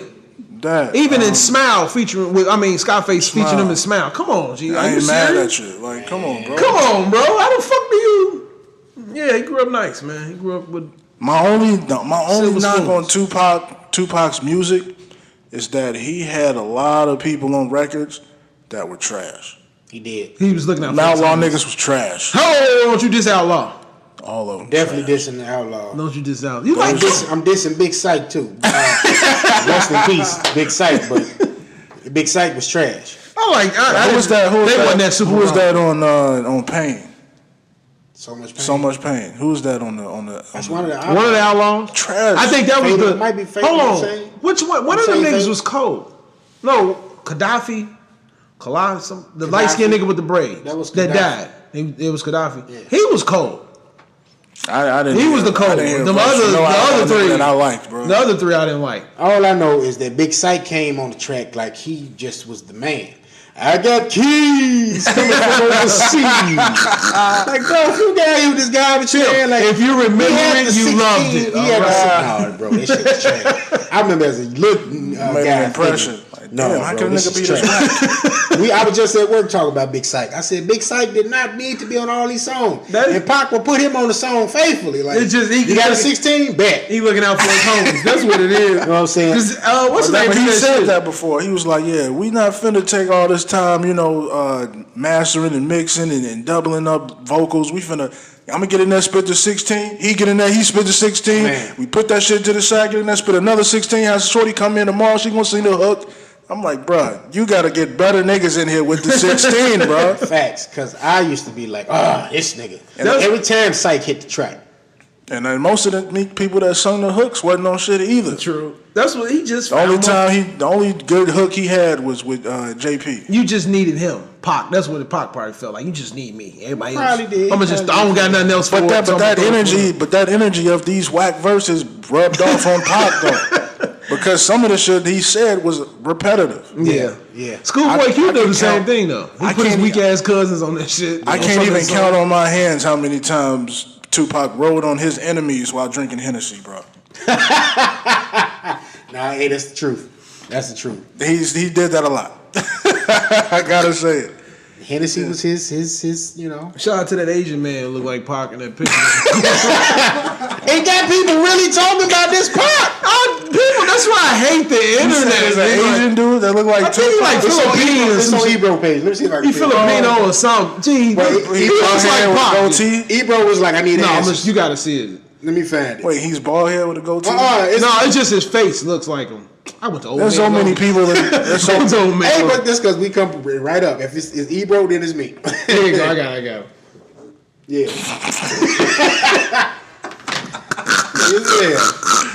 Oh my God, bro. This man like Filipino or something.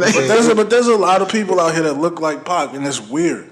It's very weird. It's weird as hell. That I wonder if Pac slept with half of them people mamas. Like Buddy ass who played him in the movie look like him. Both of them dudes. Right. The other Mark Rose and Demetrius Shipp. A lot of niggas look like him. Yeah. And then they had a dude at the Boston Celtics game. Had the look like him, tied up and everything. Had a white woman next to him. There's another little all-deaf digital comedian look like him. Like, dude, where y'all coming from? Oh yeah, you talking about dude ass that be doing the high C shit? Yeah, I know what you talking about. He look like us. A lot of them niggas look like him. And for Pac to be from from Baltimore? Yeah. A lot of West Side motherfuckers look like him. So it makes me think. Man, Pac was out here Wilt Chamberlain. Put some respect on Pac's name, sir. Yeah, dude bogus for that one. But yeah, man, last week we took a little hit, man. Our Bears came up short. Good game though, it went down to the wire, and goddamn Cody Parkey. I don't even blame him. You have to blame him. You have to blame the team as well because they should have never let them come back. You have to blame. You got to blame every play. You have one job. He doesn't have to. But the man, this is what I don't like about football. The man made the fucking kick, but Buddy shouldn't have kicked it. Buddy called the timeout.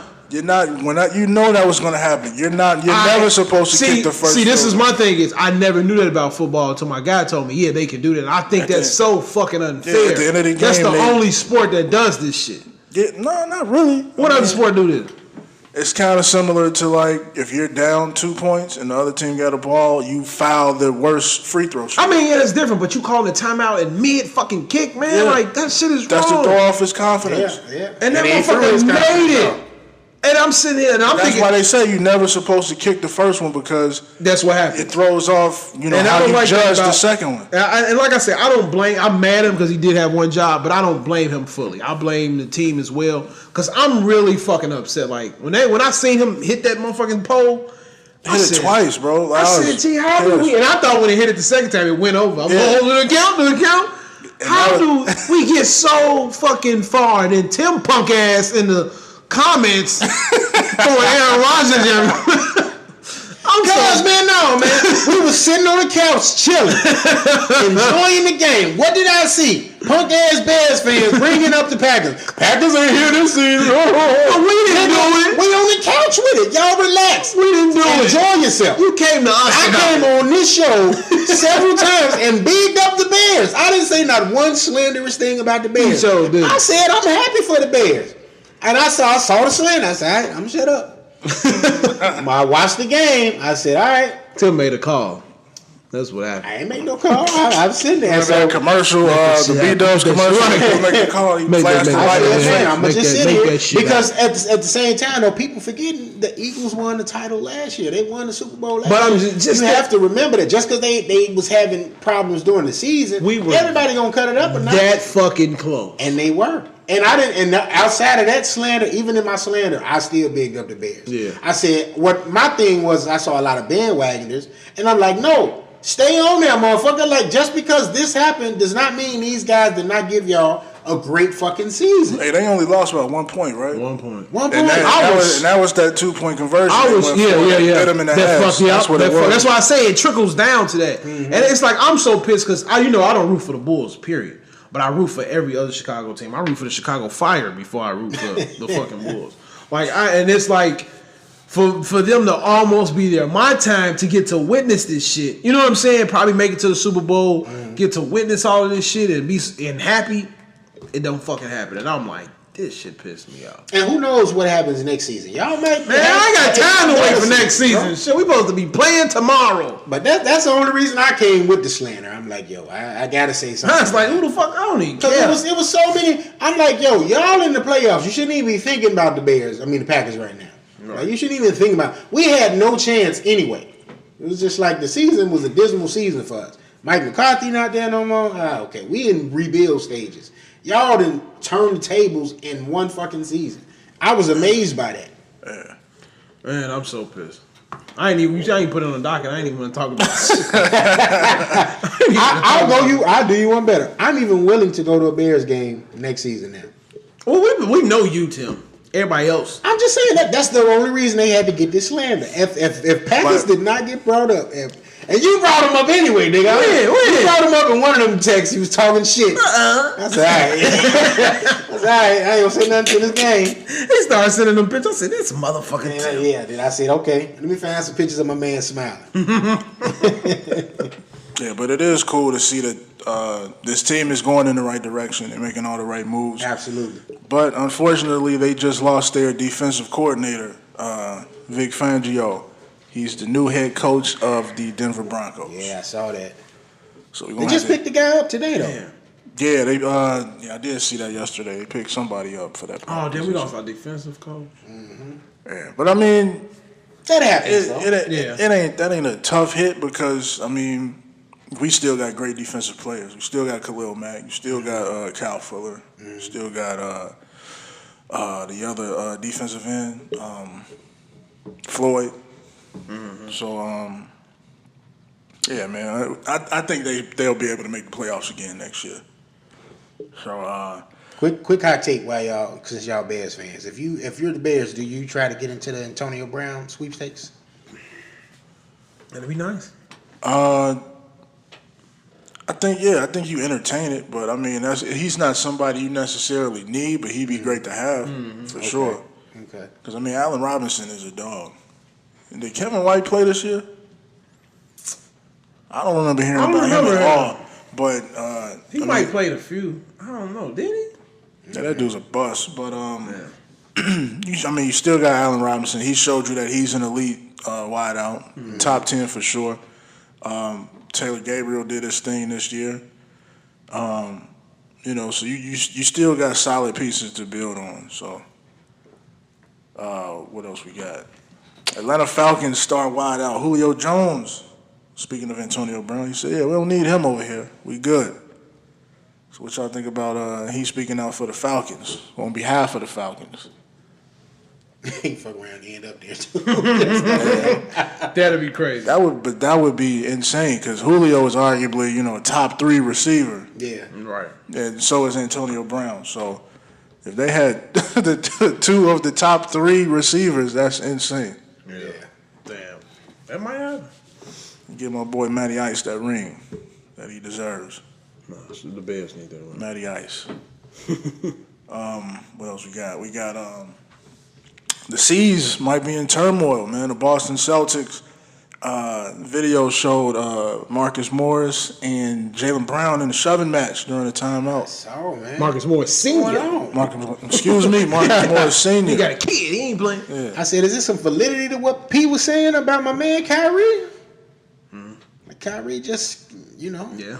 dismantles the team. But I mean, was that Kyrie's fault or? I didn't find nothing about it. That's why I was trying to find out what occurred, why this happened. I didn't see. tempers can flare, true enough. It just showed them getting to it, Yeah. maybe because of a play, more than likely.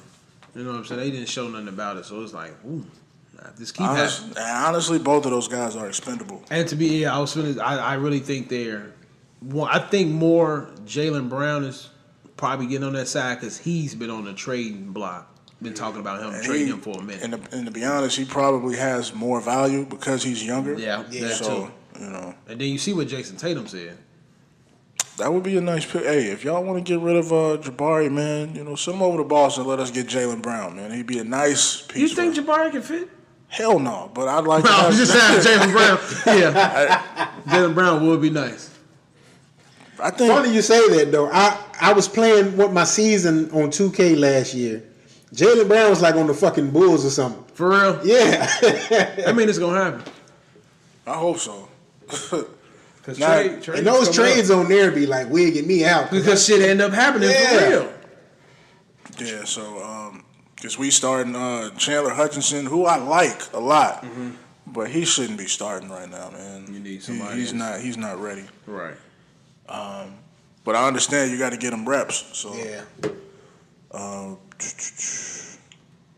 Keeping it moving. How you feel about that loss last night too? It was expected. I had text my homie. I was like, "Yeah, we about to get 50 tonight." And I mean, they damn near hit 50, but they lost by like 30 something. That's crazy. Yeah, I mean, you can't stop. Whenever Klay Thompson play the Bulls, he go off. I don't know why, but Because he want to be a Bull. he should. Klay, come on to the south light side. skinned Zach. Yeah, man. Also in the basketball world, Enes Kanter stays back during the Knicks trip abroad for fear of his life. That's crazy. He be talking reckless on Twitter. He do. And then him being, I guess, from over there or some shit like that. I think he's from Turkey or some shit. Yeah, they going to be looking for his ass. That's crazy. I think he was talking bad about the prime minister or something like that. I'm glad they didn't need him. Like they was going 10 straight wins. He was smart enough though. Right. Yeah, I ain't going over there. I mean, actually, they might not even need him for the long haul because he also had a video posted of him having his cheat day, and a nigga ate like 7 cheeseburgers and fries, and then didn't show up to practice the next day because he was sick. How did your... I guess when you tall, your body can consume a lot of shit. I don't know, because that's... But as a professional athlete, you have to be responsible enough to say, hey, maybe I shouldn't be eating 7 cheeseburgers. Some of them motherfuckers eat bad, though. Like, some of them... yeah, for sure. But 7 burgers, and I bet they were some big-ass burgers, too. They weren't no McDonald's burgers. They were some Right, he went got some big-ass guys or some bacon shit. crispers on the burger. Bacon it is a heart attack waiting to happen. I be telling people that.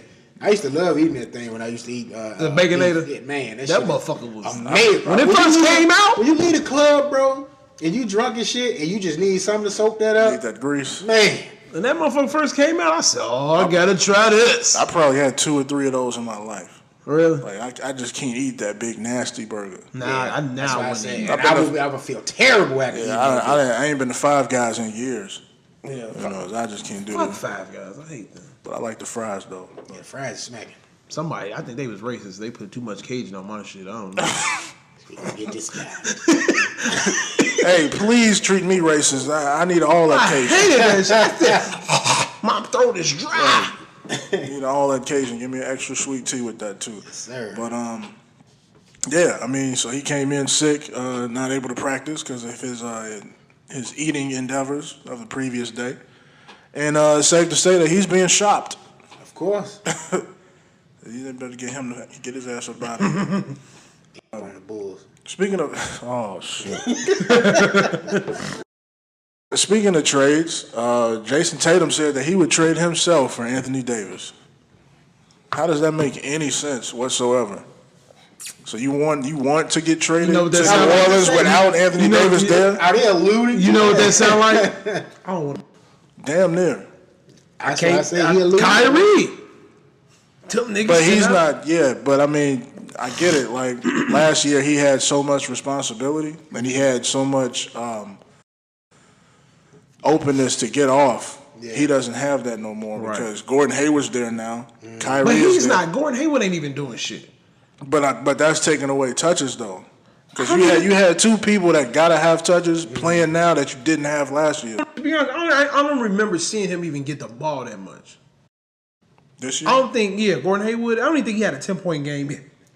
No, he had it. He's had 10. I think he averaged like 10 points, but he's coming off the bench though. Right. So they ain't moving back to starting yet. Kyrie want them points more, and man, Jason Tatum like nah. They just got to figure out a way to make it work or move one of these guys because you got a lot of wing guys that want to get touches, and you have like you might as well do it. Your team is good. You got pieces that you can trade and get back decent pieces, and you got fucking good ass draft picks coming up as you've had for the last 4 years. That's why I say it's like the NBA is not bad, but it's like, you know, as a point guard as a normal point guard, you distribute the ball. Mm-hmm. But now you got him who shoot, and such as Kyrie Irving, he wants to shoot that motherfucker. So it's like it do make other players who like, damn, I don't want to be here because I can't be the star like I want to be, or even the second star. You know what I'm saying? So it's like, just move me. And then, you know, we hate to go over there, then the center be shooting threes all motherfucking day. Like, come on, man. Just rebound. Y'all think Jason Tatum on another team is starting? I can see him. I think Jason Tatum is starting now. Yeah, he's just not getting the touches. Yeah. Okay. Because when they was out, when Kyrie, what's his name was out, that team was a great team. Yeah, and because you didn't have a ball dominant point guard, you had one that distributes. Everybody sharing, And if that shit don't look the same in the playoffs, people will get moved. Somebody get moved. So B, what do you think is the ideal landing for Jason? Chicago. I like him in. I'll fuck with the Bulls. He come in. As the first option on offense as well. Hell yeah. Okay. I mean, he's Zach. I don't think Zach LaVine is a first option. Mm-hmm. He might not even be a second option. You know what I'm saying? We mentioned this before. Like, if you put Zach on a good team, like a championship team, he's not your first option player. Definitely. If you put Zach LaVine on Toronto, he's not the first option. He might be the third after Kawhi and Kyle. Not even that, because Danny probably the third for me. No, I'd probably go to Zach before Danny. But if I need a clutch three, I'm going to Danny. If Danny got them shots, I don't think Zach got them shots like that. Yeah, but don't get me wrong, Zach done definitely worked on his game. He's definitely up the ante on himself. Yeah. So, but he definitely needs some help. And if we're not going to play Jabari, we need to move him and get somebody who is going to play. Right. What we got? As disruptive as Jimmy Butler has been, people are still calling for this dude. Because he the man. The man of what? I got a chance to get him on live as part of my team. The face of the big three. The face of the big three. He'd make Ice Cube have to close shop on the big three because of his actions. Man, and shout out to Cube too, man. Just shout out. He's doing big things over there with the big three. I like it. Yeah, I heard. I forget. I should have put that on here. He's looking to expand it. He's got trying 3 to more get teams. Yeah. 3 more teams. He's gonna lower the age requirement. Because I think you had to been like 30 or something like that, 32. Now I think he said you could be 27 and get in there. Okay. That's dope. That's cool. He know what to do. He getting that bag. So you finna have dudes like playing in the league and playing in Big Three. Since the Big Three is in the summertime. I tell you one time, I want Melo going over there. If Melo don't do that, then he done. Your man's is going there. He gonna leave Philly. And Jimmy ain't going. He gonna go to LA. It's just ain't Jimmy going to to the Lakers. I was finna say he going to the Lakers. It ain't gonna be the Lakers or the Clippers. It's the Big Three. Going to the Lakers for the 3-headed monster. Yeah. Bron gonna be like, fuck Three's company. I need. Now, who y'all think this guy gonna land on? Because if he having issues in Philly already, right? But I seen something the coach said it wasn't that bad. People just, we know who he is, so that's why we want to use that. It's bad. They trying to keep it under wraps because that's just how they operate. If Jimmy is that, Jimmy's because Embiid is pissed off that he's not getting the ball like he should be. Mm-hmm. And then yesterday, after they lost, at the end of the game, Jimmy missed 2 big free throws, which is why they lost. But Ben Simmons said that we came out, we was playing soft. Yeah. And Jimmy, was kind of standoffish about that. So, like I told y'all, man, wherever Jimmy go, man, he just wears out his welcome super fast. Jimmy won't. He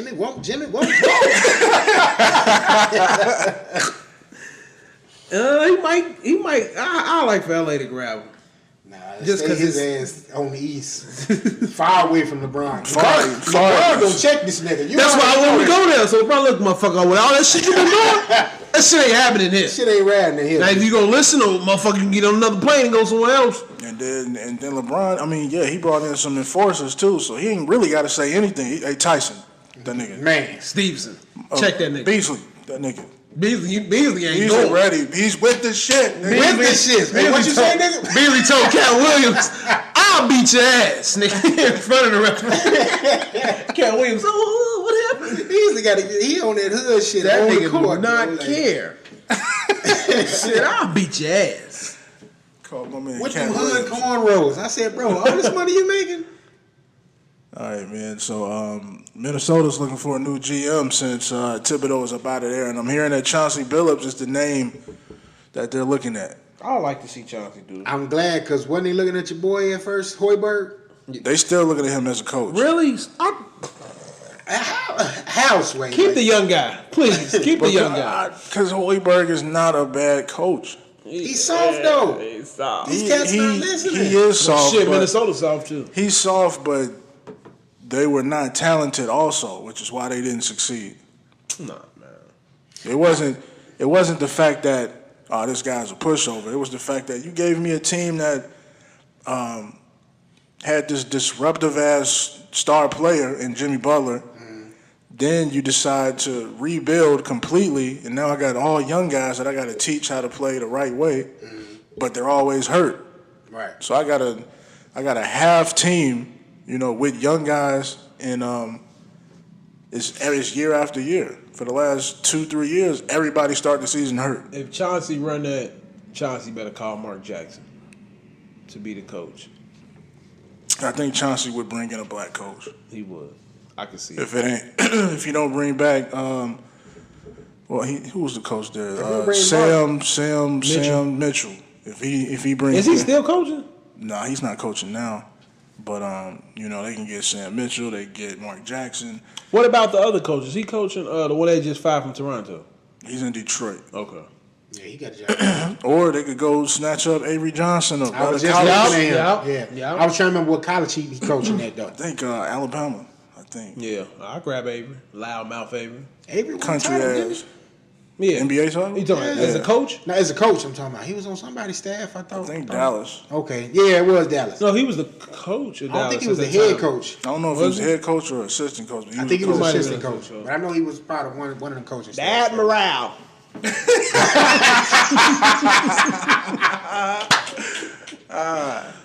We like to play the game of basketball.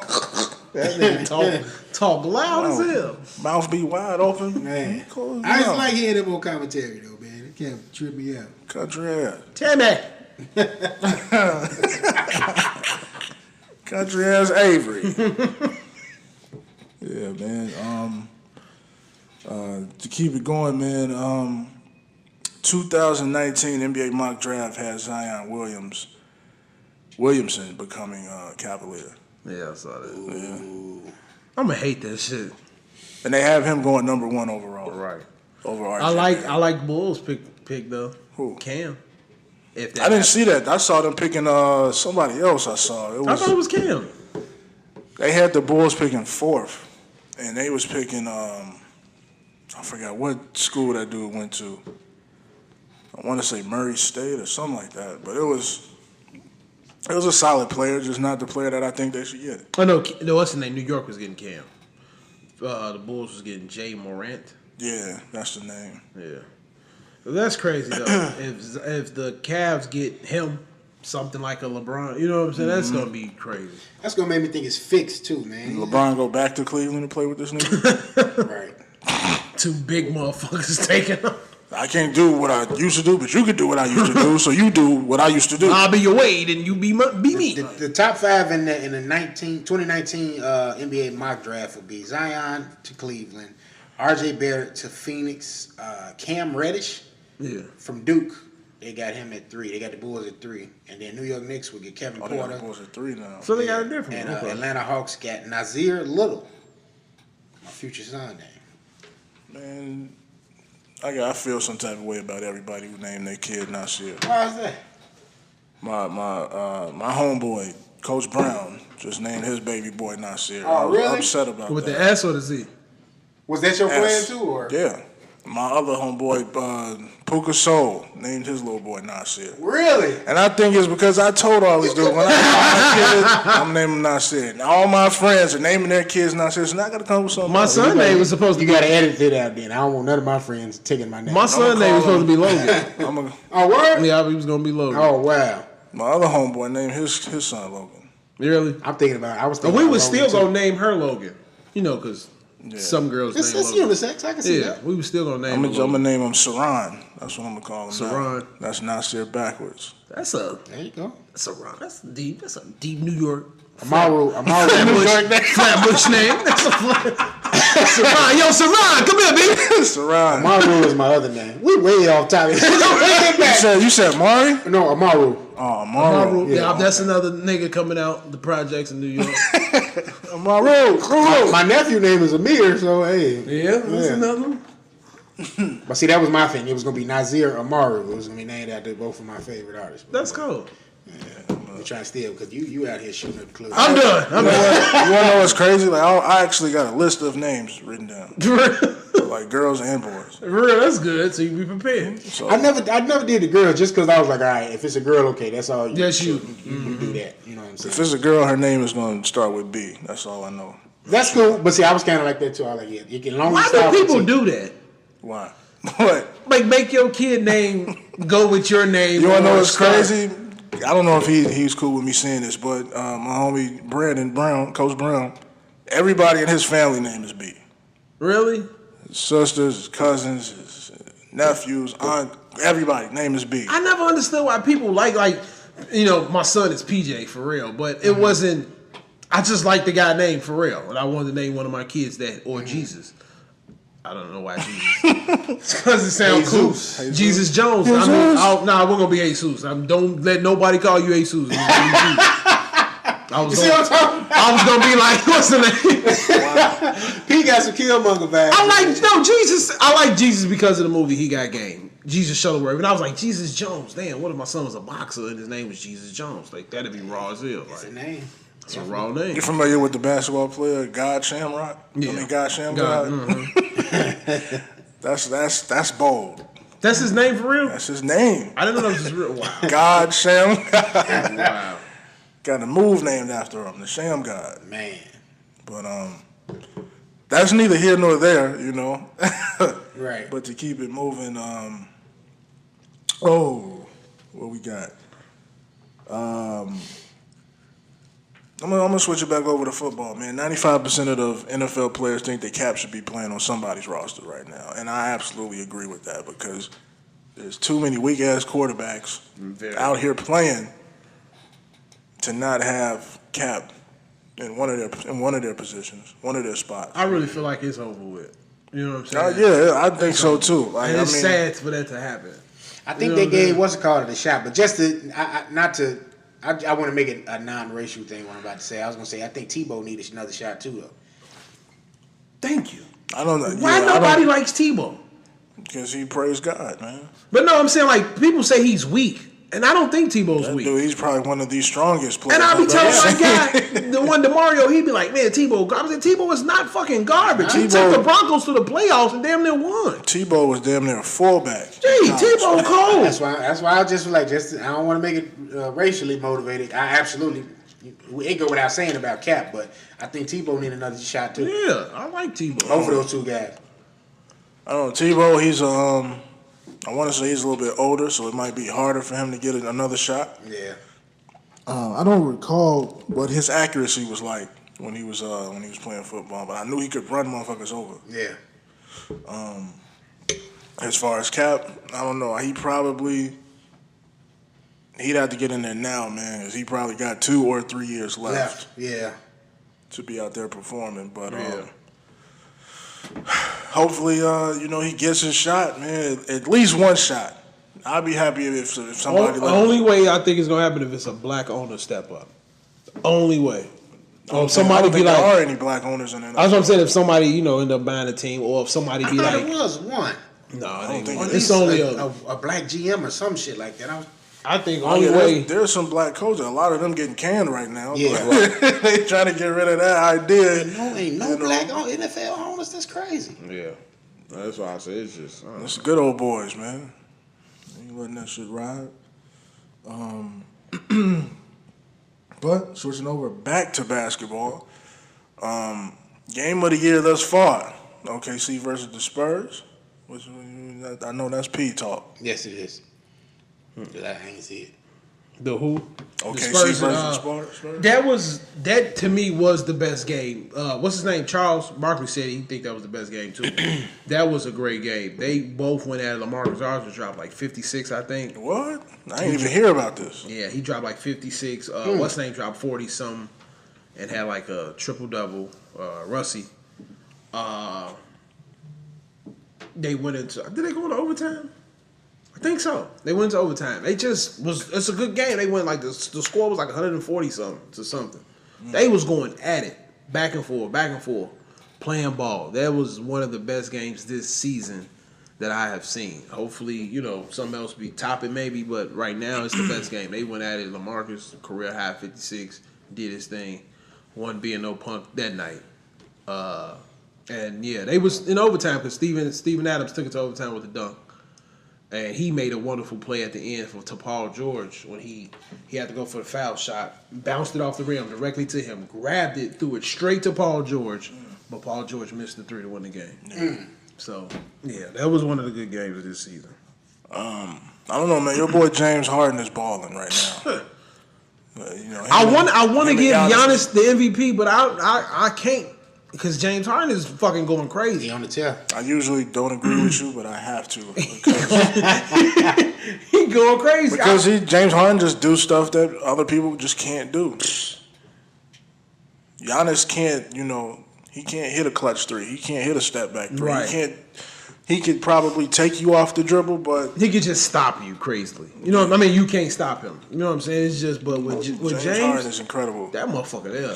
Especially when you're able to walk with the ball and not get travel called. It's kind of unstoppable. When they do, and even if he do lose, his game was that good. You know what I'm saying? Like he really still killed no matter what, even if they did lose. And it seemed like to me they played better without CP3. Yeah, for sure.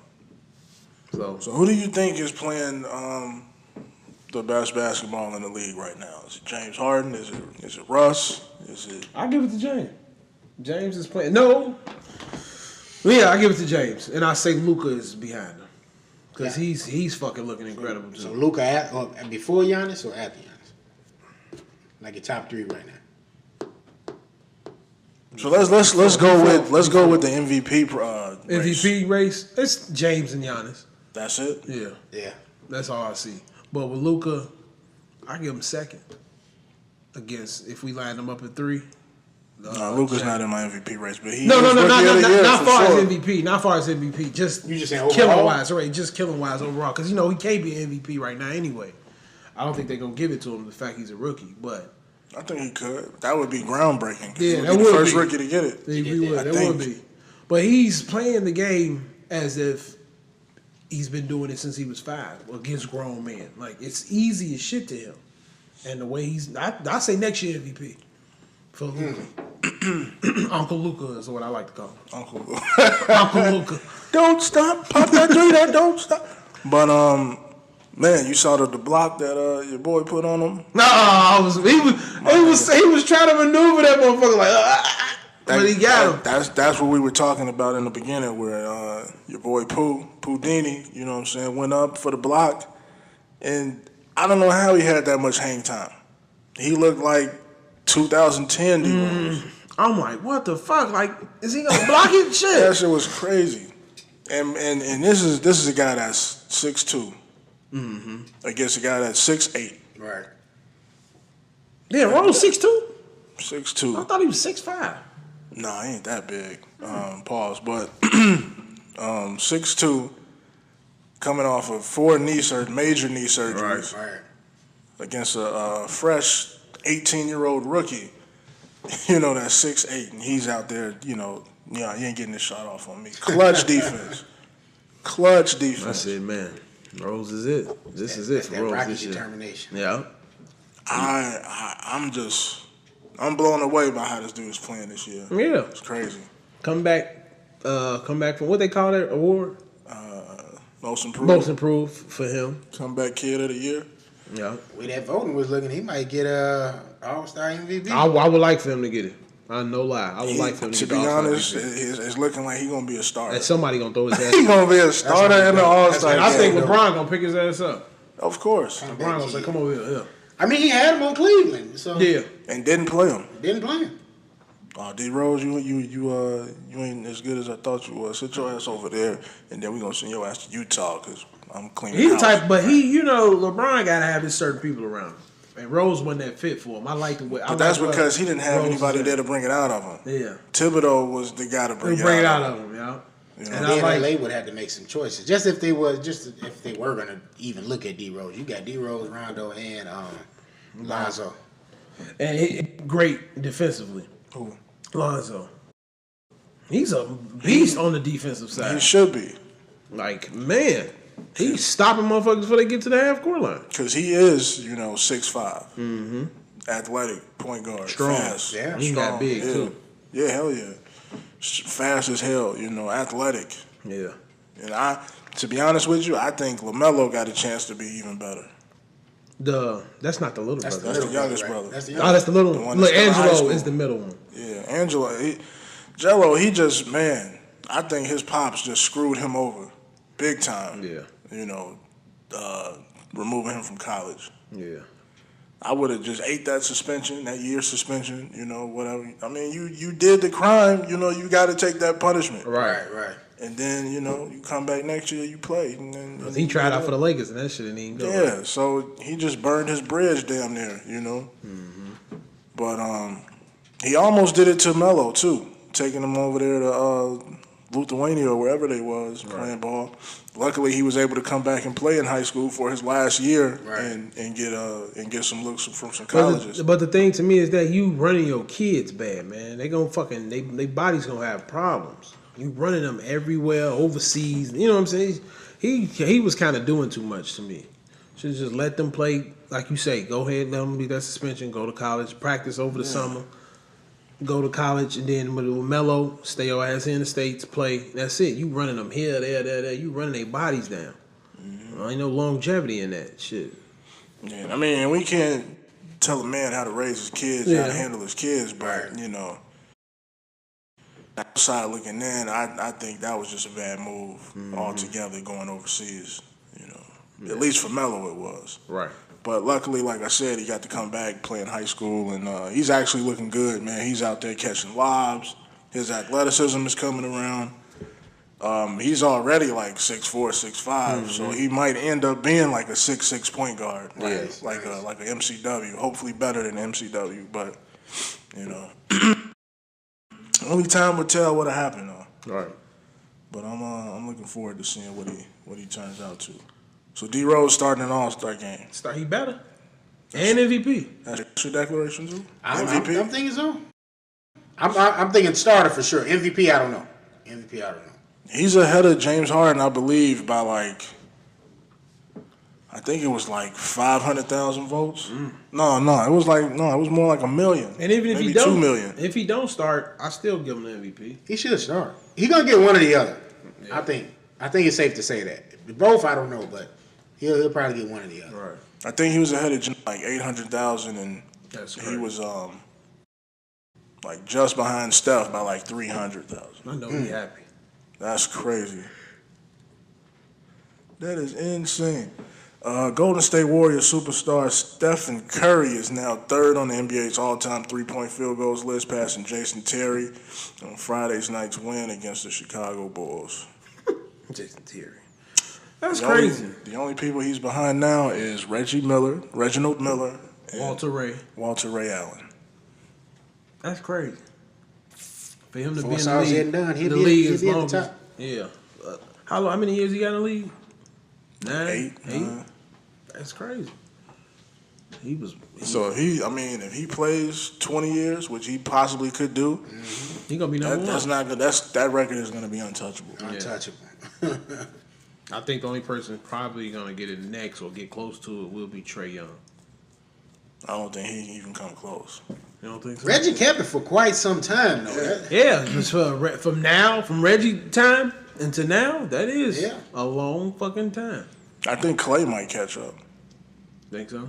Yeah. If Clay leaves Golden State and goes somewhere else and become the man, he'll be the man to do it. Yeah. Yeah, I can see that happening, man. But that's all I got for sports, man. Yeah, and you was right about the owners, man. It's only 2 owners of color, and of course, neither of them are black in the NFL. One is Indian, right, or something? Yeah, like that? That's the owner of the Jacksonville Jaguars and the Buffalo Bills owner. She's of Asian or Chinese descent. I'm not sure which one. Yeah, that's nuts. Wow. Yeah, they ain't letting us get none of that money. Yeah, that's why the Bills is weak. Yeah, that's their real money right there. Generational wealth for real. Yeah. All right, man. So we're gonna round this thing on out, man, with the social news we got for the weekend. Yeah. Top of the I'm on sports shit. Top of the social news. Centoya Brown is granted clemency by the Tennessee governor. Woo! That's wonderful. And what's name had something to do with that, right? Or that was just rumor? Kim Kardashian. Kim K? I heard she got involved. I don't know to what extent. I know she offered, I think, like legal support. Yeah, she did that with their grandmama from months ago, last year. Yeah. I remember that. Yeah, so that's great. You still gonna write it, B? Like before you go? I mean, she getting out in August. I got 7 months to do it. Yeah. You know what you should do, B? Story. A story. A story. But she's got plenty documentaries out. Yeah. I mean, we gonna make it a real biopic. Write it, send it to her. Yeah. Ask her, can you do it? That was awesome to see. You know what I'm saying? Hats off to that Tennessee governor, man, because it was looking like she wasn't going to get that at first. Yeah, because he's leaving office this month. So in 7 months she'll be free. Yeah, and I heard they have a petition to get her out sooner. She should get out as soon as they say it. They should get her out. Why she got to wait 8 months? Right. I hate shit like that. They have to do the 23-1, like you said, man, because it's different once you know. I can only imagine. Everybody in there knows when you leaving, and there's no telling what was going on, who you had to fight to just survive while you was in there. Hopefully somebody might have a little right. Hopefully she didn't have that problem. I hope she don't, because that'd be a fucked up story to find out. She couldn't walk because something. So they probably need to put in PC just to keep her cool. But yeah, man, it was awesome to see that though. Awesome to see that. Yeah, man. All right. Another man found dead and in Democratic donor Ed Buck's home. Wait, what? Yeah, he just be He killing people? What the fuck going on? allegedly. Can't really say, but they being found dead at his house, at his estate. So Wow. black brother, Did they Black say, brother, yeah. both times. Did they say like was it shot or? No, he wasn't shot at. I think they said it was like an overdose or something like that. Oh yeah. But he's gay, so Some John Wayne Gacy on shit. some Jeffrey Dahmer shit. Jeffrey Dahmer, yeah. Except he not eating motherfuckers. He just leaving them there. Like, Right. Wow. dead. Come get him. Your voice. I've been working on my voice. Y'all Come can't get tell. him. Is it okay? Well, no, I'll leave that for last. Pablo Escobar's brother is raising $50 million to try and impeach President Trump. Is his brother a United States citizen, or is he finna jump the border to deliver this $50 billion? That I don't know. But the man is on tear. He ready to get Trump up out of here. He said Trump causing too much trouble and friction for the people. Man, you saw that. Amidst all of this wall talk, they found a super tunnel underground that leads straight into Chicago. Into From Chicago? Pablo, right? From Mexico. From Pablo, right? Yeah. Wow. Yeah. I heard about that. They got that shit, man. They got that shit. Like I want to say they was in there and they seized like a bunch of drugs. Wow. Yeah, he got that shit going. He know, you got that money and you got motherfuckers that believe in you. They gonna do what you tell them. Or no, that's not Escobar. That's The other, yeah, that's what you call it. the one that's on trial. Right? Chapo. Chapo. Oh yeah, okay, yeah. Same guy. Same difference. Same. But yeah, then you got that money. They listen to you. Yeah, I need you to do this. Set that shit up for me. They set that shit up. That's crazy. From Mexico to Chicago, it's a long fucking travel. But money can't lead to an impeachment though. So like that's kind of funny to me. But yeah, I don't know. You'd be surprised what people do for money. Yeah. this is true. What you won't do? All right, P Main Man, Diggy Simpkins. Oh shit.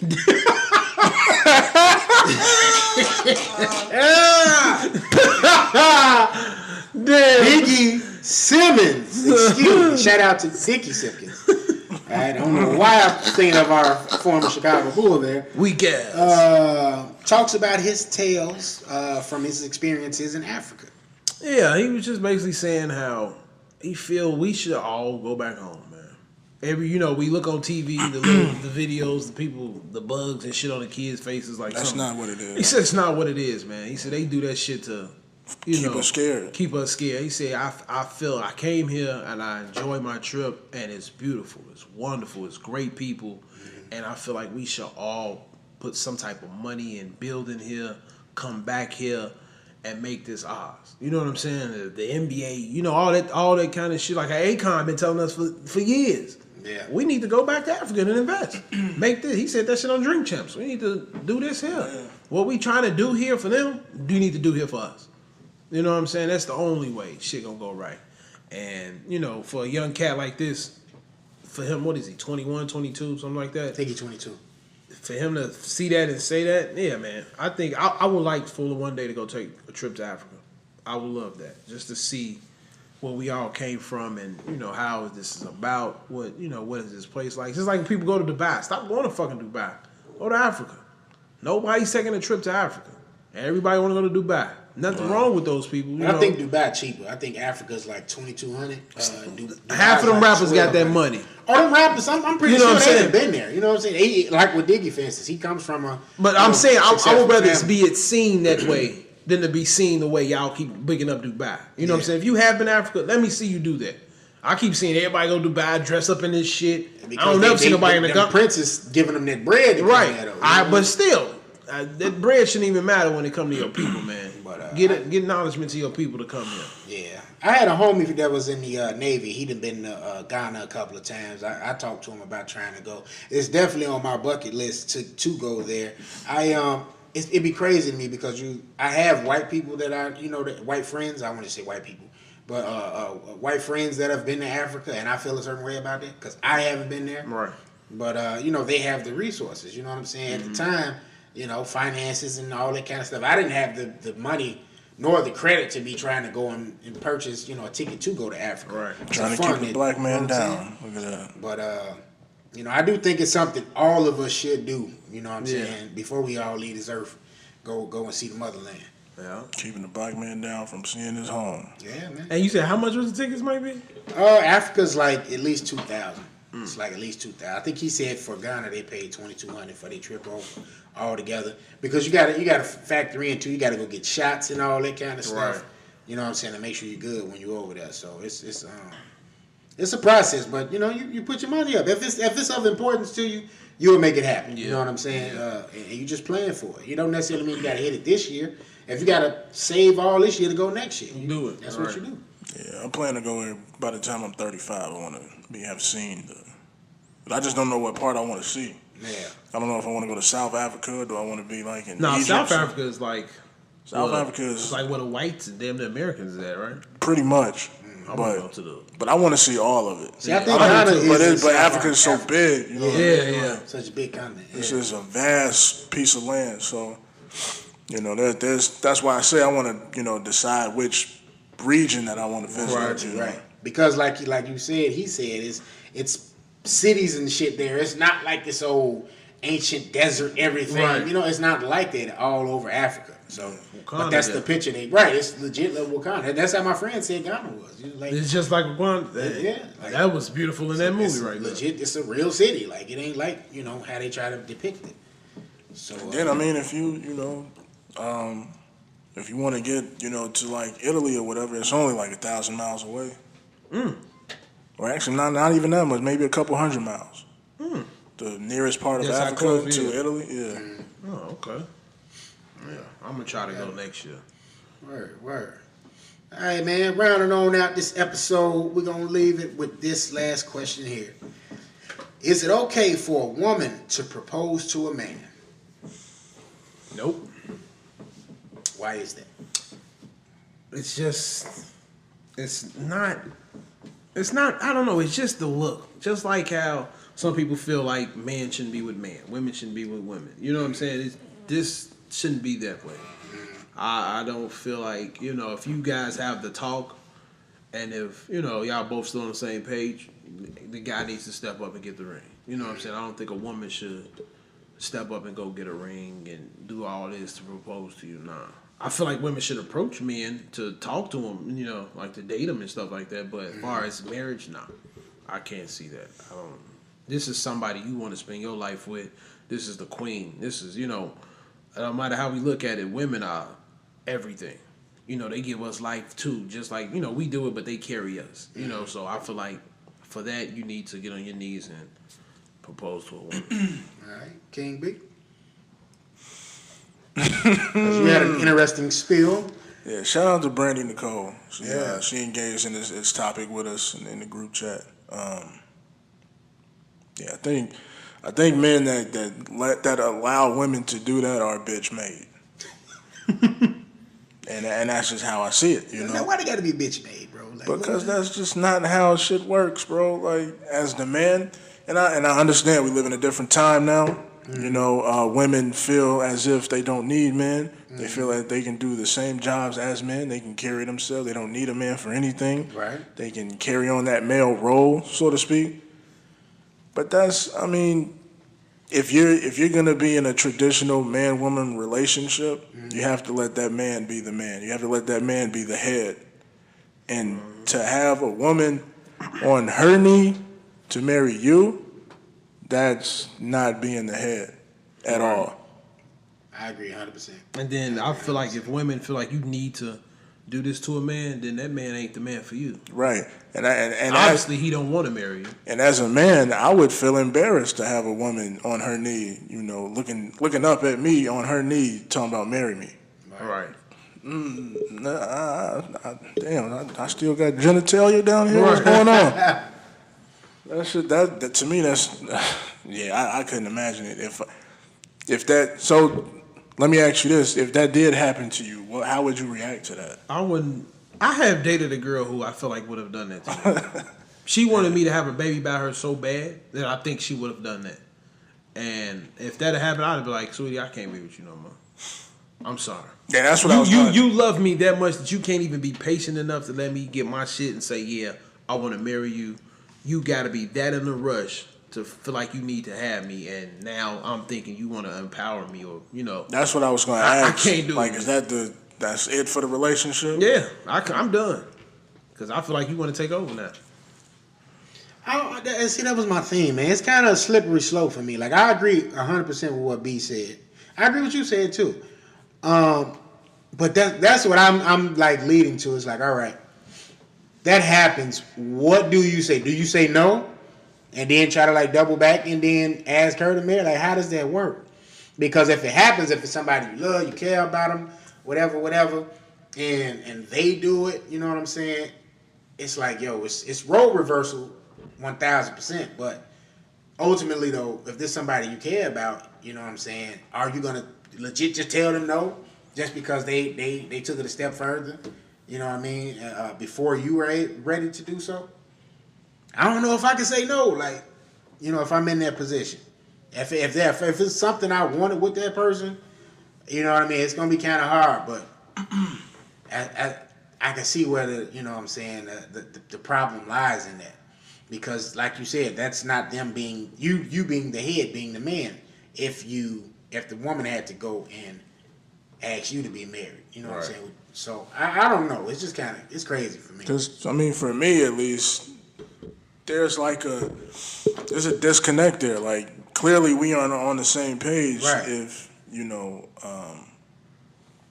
you feel like you're obligated for me, if you feel like you're obligated to get married to me so bad that you're not willing to wait for me to do it or to initiate it, you have to do it on your own. That's kind of unsettling, and I don't think that I could be in a relationship with someone who's willing to go off on a limb that far. To say, hey, well, if you're not gonna propose to me, fuck it, I'm gonna propose to you. Right. But I mean, you're not allowing me to be the man here. Like that's the whole point of the situation. Like, you have to be the man, and you have to do, man shit, and that's part of man shit. Like, right. And it's like, you can't be patient enough to just wait and let this happen. Yeah. Why are you rushing this? Like, that's one thing that'll get me. Like, why are you rushing for me to marry you? I'm pretty sure I will marry you. Just give it its time. Let's make sure we got everything, in check and all of that. Don't rush something that don't need to be rushed. And what you can do is, like, you can put that extra fire on them. You can light that fire underneath them. Like, hey, nigga, you need to hurry this up, because we've been dating or we've been together for XYZ amount of years. Right. Nah, it's about that time. And this is why we should have had a woman in here to discuss this, because to get that other side of perspective. But it's like, some dudes are never ready. They may never get ready, but the only reason they do it is because they're pushed to do it. You know what I'm saying? So, I think that's just women not knowing how to push their man forward. The ones that propose to them. Right. You just got to know how to do it. Yeah. Well said, sir. Well said. So, women, don't propose to no man, all right? Let the man come to you when he's ready to do his thing. Or, I mean, like you said, the initial, like, meeting that person, yeah, woman, you can approach the dude sometime. Right, I'd rather have But that. as far as proposing marriage, No. nah. Yeah. That's all man. But, definitely, hey, push that nigga over there, hey, let's get married. Get that shit going. You know what I'm saying? Get it started. Right. All right, well, there you have it.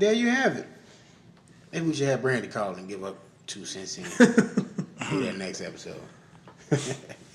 Because her response to it was pretty interesting. Yeah. Yeah. I think we should. So y'all call in 872-307-3828 and let us know what you think about it. Well, I'm going to post it. We can post it on the page, right? I don't think so. I'm going to post it on the page, too. Chat. I'm going to post it on the page, too, and y'all comment as on well. it, yeah. And even share it. And you don't necessarily have to call the number. You could text us, too. Yeah. Yeah. You know what I'm saying? We just want that interaction. We want to hear what you got to say. Yes, sir. Yes, sir. All right. Well, there you have it. It is another episode in the books. This is episode number 35. We want to thank y'all for tuning in. Thank y'all for sharing, and subscribing. I'm going to reaffirm that to make sure it happens even more often than it does now. Hey. You dig? Subscribe to the podcast, man. We're on several different platforms. We're on iTunes, Spotify, Google Play, iHeartRadio, Stitcher Radio, and Blvdave TV is on YouTube. Also, SoundCloud is another platform you can listen to the podcast on. Make sure you subscribe. Check out those interviews. Check them interviews out. We got 13 of them on there for y'all. Trying to work on some more. We got Marissa G. Yep. We got Austin Poe. We got Audrey Valentine. Sonny Trill. We got Puka Soul. Who else we have? Got Jack Williams. Jack Williams. Shout out to Jack, man. Mr. Mata and them. Mr. Mata. Jock. You know what I'm saying? L-Stop Productions. Shout out. Salute to y'all. You say Sonny Trill? Yeah. Of course we said Sonny Trill. Yeah. So we fuck with Sonny Trill. Marisha. Yeah. Ray Alyssa. MJ. Hey, Auntie. Had to throw it in for 2019, baby. What's up? Shoot the J. All righty. Coach Brown. Yeah, definitely. All good content, man. So please check those out. And hit that subscribe button on Blvdave TV. Late nights will feel good. Coming soon, baby. Be ready. All righty. We almost there. All you ladies, go get your towels. Subscribe. Tell them what the Instagram is real quick. The Instagram is because they messed mine up. It's late night. It's late night podcast 69. I didn't want it to be that, but they had to make me switch it to that. But it's late night podcast 69 on Instagram and Twitter. Okay. So check us out. All right. Last but not least, check out the Chronicles of Old Man Logan on Blvdave TV. I'm dropping a new one today. Since these dudes got their own individual ventures, man, some King B shit is coming soon. I don't know what it is, but it's coming. I want you to do a. You do. I don't want to do a sports show. But you're so good at it. Man, when I be in here talking about sports, y'all be disinterested, man. I'll be listening. It's just when you get to the Bulls, I don't want to hear that shit. I'm gonna put it out there. I haven't spoke to the gentleman just yet, and you tell me if I have your approval and suggesting this guy to be your sparring partner on the sports podcast show, Mr. Dave Bradley. I never heard Dave talk about sports. He talk as far as when we've engaged in sports content, talk on the show, and he's been on here. But Dave is knowledgeable of everything that we've talked about. So yeah. I said, those two guys, they might work. So Dave, if you're listening, buddy, gotta talk about some things. Or Dave. Yes, sir. We don't have nothing to do sports, man. We come up with our own concept. Yeah, y'all come up with your own thing. Alright, well there you have it. I normally would play some music, but y'all will get the outro music anyway. I am your host, Honcho Logan. It's your boy King B. Kid Gas Station, P. And this is Blvdave Radio. Check y'all out next week. Peace. Peace.